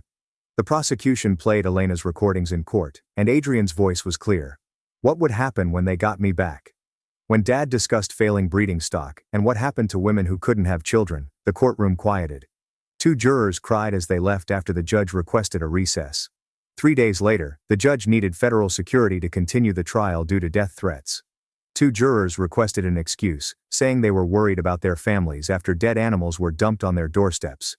The defense requested a mistrial, saying media publicity prevented a fair trial.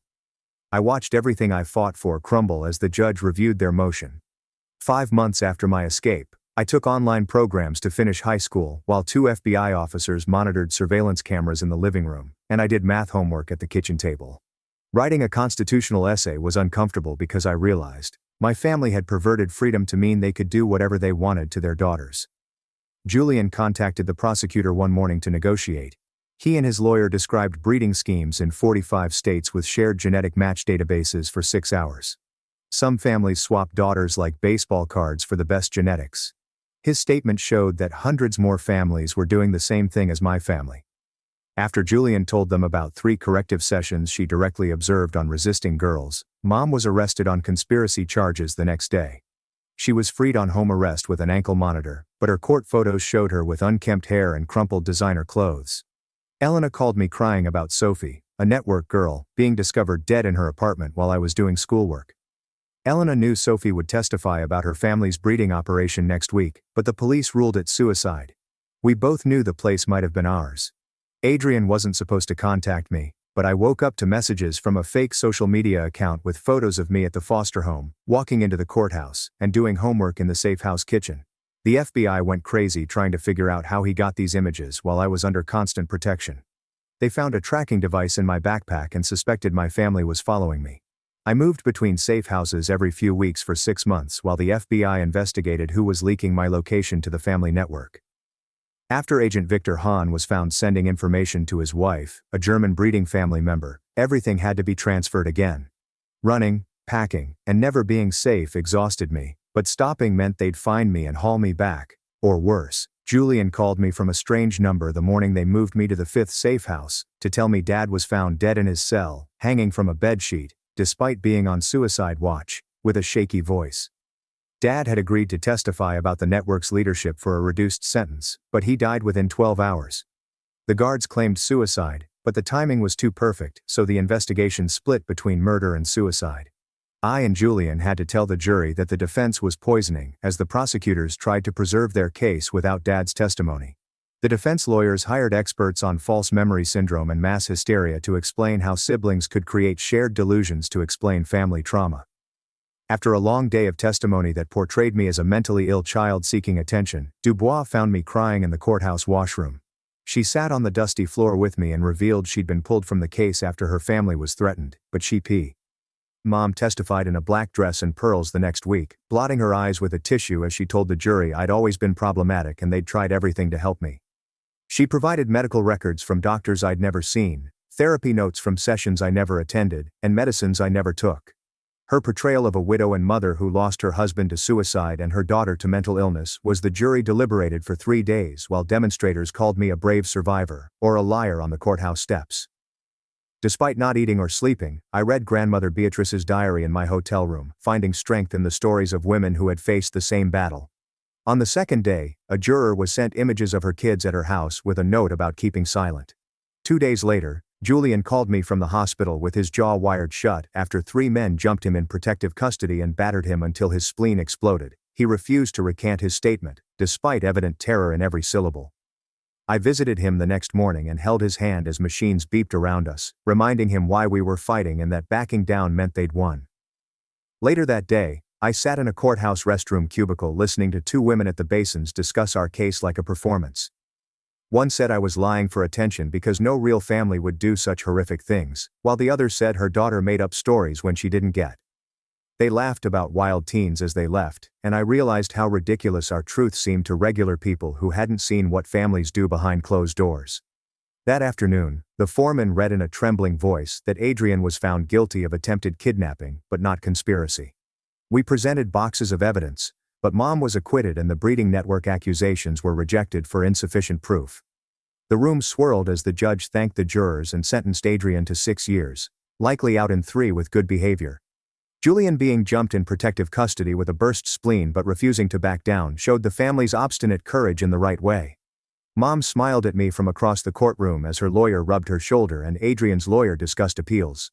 Dubois grabbed me outside the courthouse and put a flash disk in my hand before leaving without saying anything. I found every FBI document about the breeding network that night, including family emails about pairing relatives for best genetics. Le Monde contacted me 3 days later to clarify details from leaked documents. I knew Dubois had distributed copies to multiple news outlets. 3 more females who escaped years earlier called reporters with stories of forced cousin marriages and breeding calendars, keeping my phone ringing. 2 days later, Mom announced a religious persecution case against the government at a courthouse press conference in her nicest suit and pearl necklace. She said the payment will assist other traditional families defend their constitutional rights to arrange marriages. 4 teenage cousins I recognized from family gatherings stood behind her, and my stomach fell knowing they were next in line for breeding assignments. That afternoon, a 60 Minutes reporter asked me for an exclusive interview about my escape and the network. Dubois warned me that going public would make me a target, but concealing hadn't worked. I accepted and spent the next week gathering proof, including grandmother Beatrice's diaries and Mom's breeding records. 8 months after my escape, Ms. Hartman delivered my high school transcripts in a manila envelope to my apartment. She convinced the school board to award my diploma based on completed homework, despite everything. I cried on my couch holding that paper because I had done something they never wanted for their breeding stock. The next week, 60 Minutes crews turned my living room into a studio with lights and cameras. I displayed the breeding charts and my unlicensed doctor's reproductive system exam results on the coffee table. When I opened grandmother Beatrice's notebook to the sections about females who refused breeding missions, the interviewer paled. After the Sunday night interview with 15 million viewers, my phone flooded with notifications. Some called me brave, while others threatened my life and accused me of betraying my ancestors. 3 congresswomen launched breeding network investigations the next morning, and everyone wanted to talk about cousin weddings. Mom said on a conservative news program that I was mentally ill and taught by liberal professors to hate my ancestry. After seeing the interview, more survivors contacted me, including a 14-year-old girl partnered with her uncle. Elena cried because 4 girls had contacted her after hearing my story and made plans to flee. We spent hours on the phone planning safe houses and creating phony identities for females whose families would find them. 3 weeks later, the prison called to inform me another convict had stabbed Adrian in the shower and killed him. Adrian was recruiting white supremacists for the breeding network, so knowing one fewer predator may attack females like me was liberating. After the interview, the FBI raided 14 network families and removed 14 children, including a 14-year-old whose parents chose her husband. I watched the news from my flat and saw the same horror in those kids' faces as the night I ran. The prosecution had enough evidence this time to arrest Mom for conspiracy to abuse children and trafficking them for reproduction. After hearing about the network's witness disappearances, the court denied bail. Mom in her orange jumpsuit at the arraignment, not the immaculate matriarch who had run my life. Other network families turned on each other to get lower sentences, and the sick system collapsed. The prosecutor called to say 17 more people, including Dr. Kruger and many family patriarchs, had been arrested.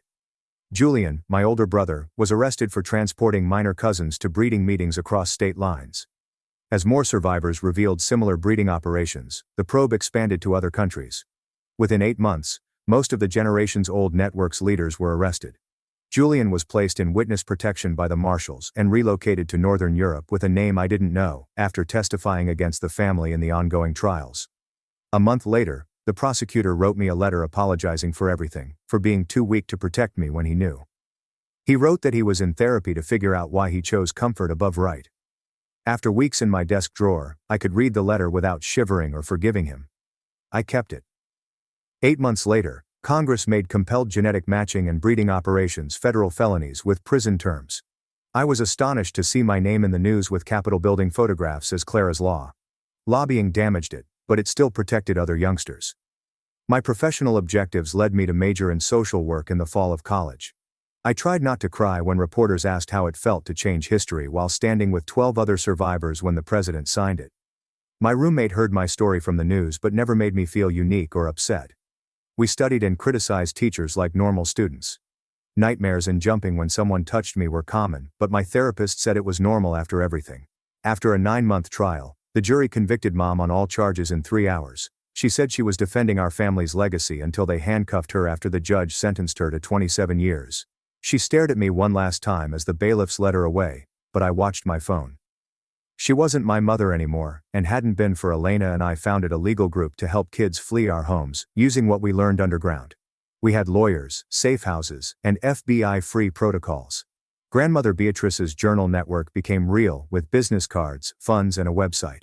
In twice-weekly therapy and a green office with comfy seats, I learned about PTSD and trauma responses. I still checked every lock 3 times, sat with my back to walls at restaurants and scared men when they got too close. My therapist reminded me that healing was not linear and some days were harder than others. She was right. Some mornings I couldn't get up and others I felt normal. One night, a young relative I'd never met called my emergency phone and said her parents were preparing her marriage to a 30-year-old. I activated our network and helped Elena call her state's authorities. 3 days later, she was secure in foster care and her parents were investigated. Rescues stopped the cycle again. I had never visited Grandmother Beatrice's grave before that spring. I carried fresh flowers and the diary that saved my life and many others. I sat on the lawn and told her about the network collapse, the new rules, and all the females who were free because she had written everything down. I finger traced her name on the granite gravestone and praised her for revealing the truth even when it was hazardous. The victim support group met every Thursday in a church basement to share stories. I told fresh escapees with the same haunted face that it gets better, not flawless or simple, but better. Always saying, "You're free now, and that's everything that matters." They cried, and I held their hands and remembered being 18 and afraid I'd never escape. Mom still thinks she's preserving their heritage after 27 years. How does the brain interpret breeding plans as protection? My roommate brought me coffee and joked about our statistics professor looking like a perplexed owl while I studied for a social work exam in my dorm room at 20. Students outside my window went to class without reading charts, genetic preservation meetings, or forced marriages. I was 20, single, childless, and free to choose my own future, exactly what my family never wanted. The diary was on my bookshelf with my textbooks, reminding me of my roots and why I would fight for every female still used as breeding material. I answered another emergency call from a cousin in Germany immediately. This was my life, decision, and purpose that nobody could take away.